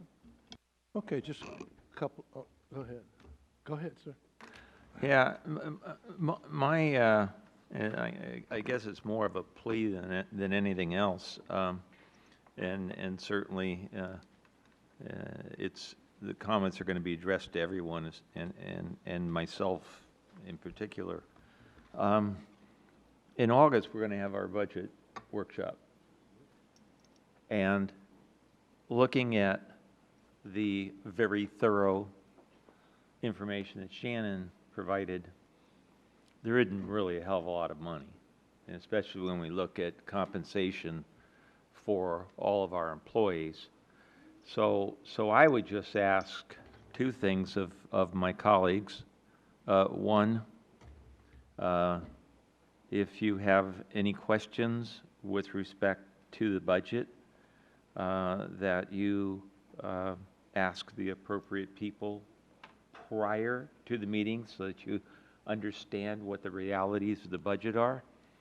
And that secondly, that each of us perhaps, so that we have a congenial meeting, again, me included, keep our requests to a reasonable minimum, because there really isn't a whole lot of money to be playing with, especially when we have the attacks on the general fund that we have from underfunded programs. So that's all I got to say. Yeah, because that was just as a reminder, we'll go back to the board priorities that we already have, $6+ million that we haven't found a way to fund those ongoing yet. So that'll be a part of that conversation for sure. Excellent point for all of us to give consideration. You have the budget presentation tonight, go over it again and again, so when you come, that we are prepared. I will say that, you know, with the budget from the governor is going to be different. There's going to be some special ed dollars there, and we will have that update for you. So the 45-day revise will be better than what you saw tonight, but it's not going to cover the $12 million that we're deficit spending already this year. That's not, there's not going to be enough dollars to cover that. So that's just the reality of it, but it will be better than what you saw tonight. Okay, just a couple of things I had to follow up with Nancy's point. I had down on the race and equity, the conversations we have, you know, for us to really get to the next levels with our large school districts is intelligent, courageous conversations we're going to have. And I just hope people don't put their head in the sand, and particularly our leadership of this district, meaning principals, vice principals, all the way around. It is something we have to face. And I think the kids are going to be very appreciative, particularly your kids of color will see that. But we just can't turn our heads on things. So I just want to make that very clear as we move forward in our equity and race comments or presentations. And then second, the week that we ended our graduations, that Saturday I attended a mental health with Mayor Steinberg. Some people from the Valley High Community Center was there. It was very interesting. Had two ladies that spoke on mental health, and it was really eye-opening. And Mayor Steinberg is really high on this. I didn't get a chance to talk to him a long time. I told him that we would like to have conversations with him with our district. They have a lot going on with their budget right now as well. So hopefully we'll get to them very soon that we can start having conversations with them. And then just before we adjourn, I think we would like to close tonight's meeting to affirming that our thoughts and prayers are with the Ethan Rossi and his family. You all heard about Pleasant Grove High School student out there. So our thoughts and prayers go out to that family. And it goes back to when I talked about mental health. We've got a lot of kids walking around that's full of frustration, and sometimes our families don't recognize it. We don't recognize it. We as parents or grandparents, we have to be cognizant of that at all times. So I just wanted to bring that up. So with that, I'll adjourn the meeting at 21:40 hours.